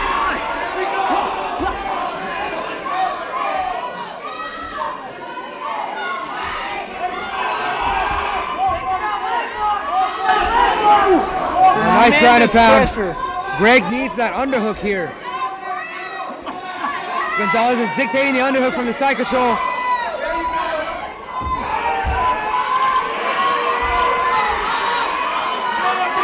Gonzalez has it mounted. Let's see if Greg can work the hits.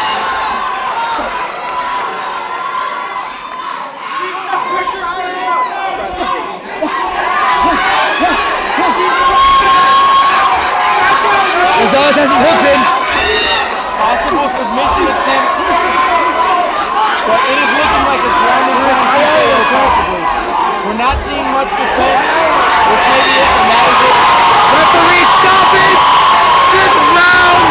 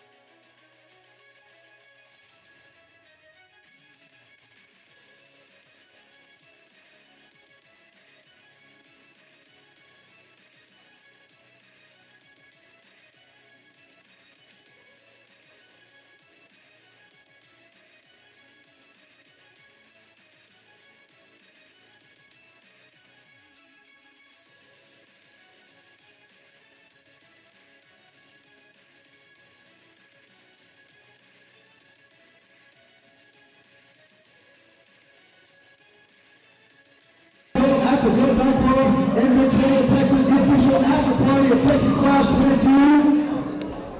And now, Thank you so much for letting me use your charger. referee has called a stop to this contest at 2 minutes 25 seconds of the 5th round. Declaring the winner by TKO through the strikes. And now, the new